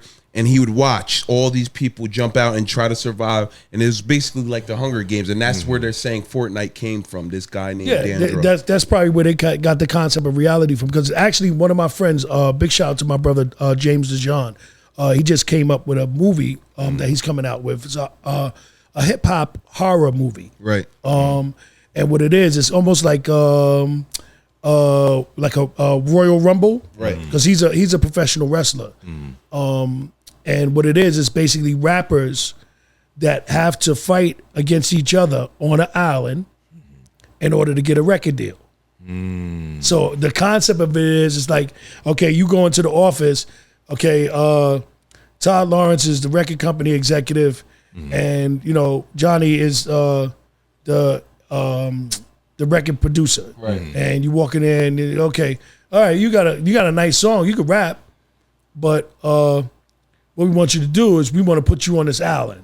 And on this island, you're gonna have to battle and fight other rappers to win that chip. And to win It's kind of like what was that movie on Netflix, that little series? Yeah, Red Light, Green Light. Red Light, Green Light. Yep. So if you get killed, what is that? If you beat all the opponents, you get a record contract for the rest of your life. Right, yeah. But if you lose your life, you die, and you don't get a record contract. Right, okay. So on to the next one. Wait, hold on. Go ahead. I'm sorry. All of that. I feel like all of that goes back to ancient times. Yeah. Like the Colosseums and stuff like that. Yeah. Like wealthy people have always found a way to be entertained by the cutthroat nature of human beings, because they put poor people in situations where they have to eat each other like crabs in a bucket. Right. You know what I mean? And it's always like these ultra wealthy, ultra powerful people. It's the Squid Game type of thing. That's what I was getting at just now. Squid Games. Oh, when you said red light, green light, I was like, what are you talking about? Yes, there we go. Squid Game. Yeah, there's a second season of a regular Squid Game. Like they turned the concept of the narrative show and they turned it into an actual competition. I seen it. Yeah. I saw on one of the casting sites I'm on. They're like, we're casting now for the second season of Squid Game, and I'm like, I'm not doing that. Yeah. I'm not doing. Okay, so next, right now around the globe, I read this post and it said Rosa Parks' husband had a car back in her bus riding days. What's up with that? Oh, did you hear that? That's easy. That's an easy question to answer. And the funny thing about it is, movies have a way of telling the truth. Okay, Barbershop 2, episode 2. Cedric the Entertainer specifically gives the reason why Rosa Parks was on the bus. I'm 53, so I can tell you. Yeah. She was a representative of the NAACP Right. at that time, and she knew that in order for them to get notoriety, she had to create some type of confusion. Right. She could have got in the car and went to work with her husband, right? Her husband had the car. But the whole objective of it was them to create some type of level of attention so that they were recognized at that moment. Not to say that she didn't do something good, because she definitely did something good, because here we got rid of, that was the Montgomery bus whole situation with Martin Luther King and all that. Right. to get notoriety instead of her riding with her husband. She made sacrifices. She made a sacrifice and took the bus. Got So, you. conscientious decision. Yes. Got you. Okay, so right now around the world, they had a first robot. You know, they creating AIs right now, and they creating robots and everything like that. So the first working robot that they created, he committed suicide and self-destructed after they worked him too hard. What does that tell you? Go get ready for iRobot. That's all I can tell you. Yeah. Get ready for a nation of robots to get ready to take over the planet. Yeah, And you we ain't think gonna- so? And we ain't gonna have to do shit. We ain't gonna have to do nothing. We're just gonna be able to, they like I said again, all these things were not necessarily prophesied. All these things were already in action. They already had robots. We've had robots for They had a electronic. long They had time. electrical cars. They had Right. all this stuff. All these things. See, we get caught up in the imagery and get thrown off by the fact that these things exist. Right. They've been here. They've been here. Like we had electric cars. They had electric cars in the early 1900s, but because of the batteries being so large, they couldn't find a way to get rid of them, so they got rid of it. They felt petroleum was a better way to be able to travel. Right. I think we're going to try it again with robots because we had robots back in the days. All you got to do is look at history, and they'll show you they had them. Yeah. It may not have been as sophisticated as we looking at it now, but even in the 1980s, they had a movie called Back to the Future. Right. Nobody was watching that. Right. It was a robot made. They had a robot. Even in the newer Rocky movies that came into the 1990s. That was in the Terminator. third one. Right, the third where or he had fourth. a nice house. He had a nice house. He had And just he had beat the- Clubber Lang, they had and a he had robot a at the robot. house. He had a robot, and Mickey named the robot after a lady and changed the voice. Yeah. It was a robot, Yeah. and they got that whole concept from a television show Jetsons. called The Jetsons. Right. Got you. So I think we've always been fascinated with robots. Like I think It's here. I'm really curious as to that story because I feel like I need to know more about the details yeah, I behind want to this. look into 'Cause that too. Yeah. First, suicide means you have to be alive. You have to be alive. So how you call So it? are we like? Yeah. What are we talking about here? It's as far as the supposedly, I think he self-destruct, walked off the roof or some shit. that like sounds like it had an existential crisis, which don't even make any sense. Right, So I'm gonna have to fact Look check into you. it, yeah. You need to fact check that story. No, I don't know. look That sound like into it, I'm somebody telling wrote you. that joint. Look That sound like into somebody's it. like, "Hey AI, give me a story about a robot that killed himself." I'm telling That's what you. it sound like you said to What's me. his name? Dion Hughley talked about it. I'm telling you, it happened. Hughley. DL Hughley, yeah. Now I gotta fact check. So the last one we got. This is the last one.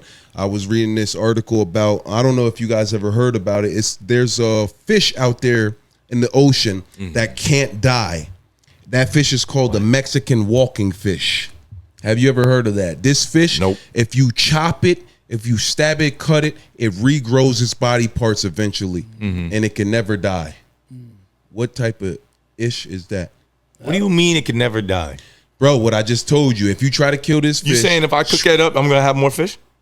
well, if I Bring it think, to the fish I fry. think Let's if you go. cook it, but I'm saying like anything that tries to damage it in the ocean well, or who whatever, tried- It can regenerate. You're Well, saying. Yes. it can regenerate. Well, But there's a who- lot of. I'm Well, sorry. I mean, worms and not. stuff, Yeah. right? Well, who the bomber clad try to kill it?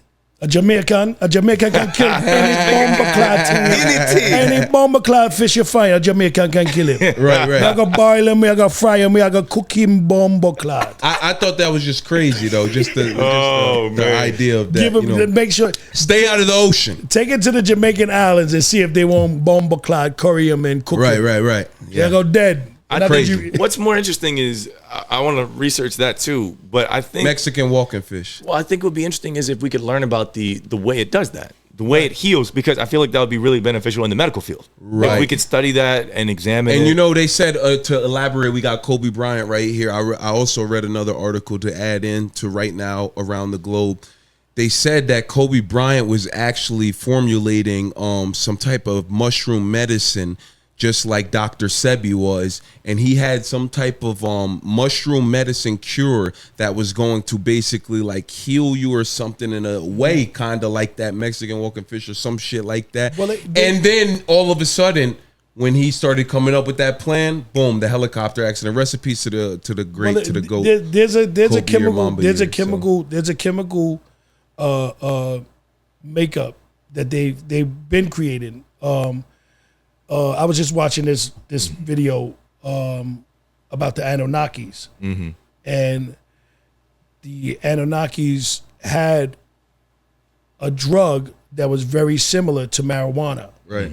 But they would take that particular drug and mix it with something else and something else, and then it would be combined together as a life regenerating source. Right. Like they already had it. Like so marijuana was one of the, but it wasn't called marijuana. Right. So when you look it up, you probably going to look it up. It'd probably be I researched a lot of things. It'd probably be a different name. But it does the same thing as marijuana, but we're missing two other components that go with it. Right. So all right, and now for lastly, because we're running.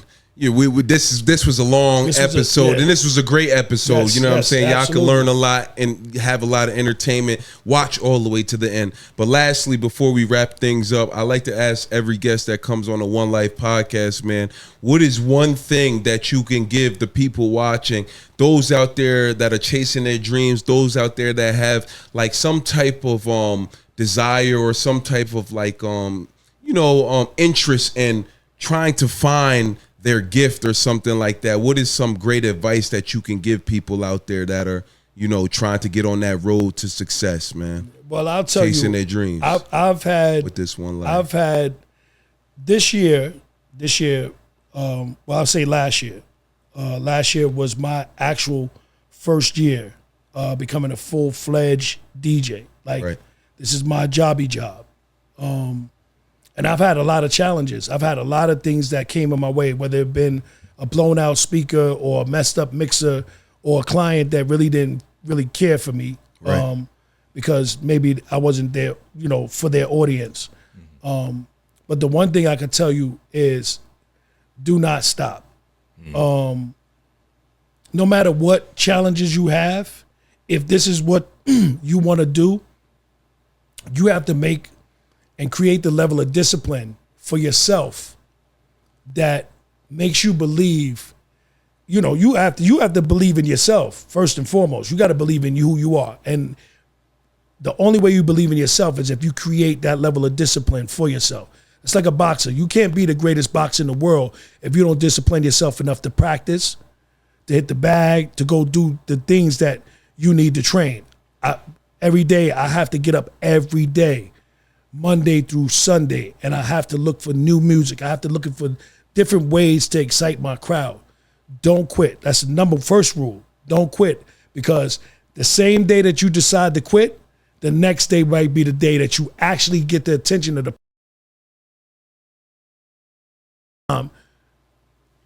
that could put you in the position that you need to be in. So don't quit. Amen. Number 2, practice. Practice whatever it is that you're trying to be, whoever it is that you're trying to be, practice. You have to practice. That means if you're writing jokes, that means if you DJing, that means if you're cooking, that means if you're a podcaster, if you're an interviewer, practice. Sit in front of the mirror if you have to. Practice your lyrics if you're a rapper. Practice. You must practice. And yes, we are talking about practice. That's right, yeah. Yes, AI. we are. Yeah. We are talking about practice, because even that AI being at the level that he was in, if you look back at the interviews, and he's going to tell you, he's going to explain to you that he should have went to those practices. Because if he would have probably won his championship ring that he never got. Yep. Right. Being the greatest player alive in basketball other than Michael Jordan. Right. Only one that never got a ring because he didn't go to practice. Right. Number 2. Number 3, don't listen to people. Tunnel vision. You could listen. Advice is one thing, and you want to get constructive criticism from people because you want advice and you want people to help you on your journey, right? Right, you want yeah. that. Right. But don't allow what that person tells you to stop you from continuing on with your dream. Oh, you ain't gonna be nothing. You ain't gonna be nothing. Dude told me that 30 years ago. Oh, now you want to DJ? Or now you want to be a DJ, huh? After all this stuff you done did and all that, now you want to be a DJ? Slick hate. You ain't gonna be, man, it ain't gonna work for you. Brother, I'm DJing. Golden. This is 25 years plus in the game. They don't know who I am, but most people may not know who I am because I live in the Poconos now. But if you mention my name or you Google DJ Stratagee, you're going to see my work ethic. That's the last thing. Put in that work. Put in that work. Yeah, bro. Put in that work. That's it. Outwork them, outdo them, out-practice them, out everything. Continue to work and work and work until you get better at your craft. Because remember, as you're working on your craft, you're getting better at what you do. And people are going to admire you for what you do. When I first started becoming a wedding DJ, you know, I had a tutor behind me. I was on the whistle. I had to do everything that he told me to do. Right. You know what I'm saying? Mentor. Yeah. You know, he was a mentor, but he wasn't always the best mentor because he, you know, popularized shit. Yeah, so, tough love. You know, and even in the restaurant industry, that's how I learned. I learned from the dude from Cuba that just came over on a damn inner tube. Right. And I always asked him, yo, why you always picking on me, bro? Why you always picking on me? Why don't you pick on somebody else? Because you got potential. I never knew that. I didn't know that at that point, but as I grew to know him, I knew that's the reason why he picked me. Work hard. Make sure you keep on work. Keep your work ethic strong, and keep at it. Yeah. Because work, practice, valuable words right here. Work, practice, discipline equals success. It's just that simple. That's the equation. Work, practice, discipline equals success. Take that with you on this one life, man. You only got one life to live. That's right. And if you're going to do it, try to do it your best because you may not get another chance at it. Yeah. Thank you, gentlemen, for having me tonight. I had a great time. Absolutely. My Thank you for coming through, DJ Stratagee. This was beautiful. In the Poconos. This was beautiful, man. And they didn't even have to get me drunk to say some of the stuff. I actually, no drink champs. This is right? the real deal, right? No drink champs. Pause. No drink champs. No Diddy. No Diddy. No Diddy juice. But I definitely look forward to you guys doing greater things. Amen. Don't let the environment stop you. Never. From what you're doing because we rolling, we rocking and rolling. Said, like he said, episode, keep rolling. That's right. Episode number 13 is going to turn into episode number 1300 very soon. Yeah. Very soon. Amen. And big things in the making, man. Yeah. And for all of us, man, the energy is high, and just continue to spread that positive message and that positive word, and stay strong, man. Do it. Continue to do it for your family, because that's what we really doing it for. You know what I'm saying? And each other, even beyond that, man. We all family, one love. You want to leave this place better than the way you found it. Right. And that is my ultimate goal. Not to please other people or just to be a people pleaser, but I want to leave this place better than the way I found it. Not to say for some people, your Stratagee was the man. You know, he going down in history. He going to be a legend forever because, why? Because I practiced, because I had a good work ethic, because I had discipline, and I did not quit. Right. And I'm telling you, I will bust your ass. I will bust your ass. DJs, I love my DJs. He want all the DJs. Smoke. I love all my DJs. Respect to y'all. He want all the smoke. But I'm telling you, in that booth, I will bust your ass on purpose because it is my job. One Life Podcast. It is my job to live this life the best way possible. I only got one Life Podcast. Episode 13. Episode 13. Peace, y'all. I get them goosebumps every time. Love. Peace, y'all. My nigga DJ Stratagee. Yes, sir. Johnny Goat. Yo. Johnny the Goat. Yes, sir. This was a wrap. This was a beautiful interview, man. Big things in the making, man. Thank you for watching the One Life Podcast.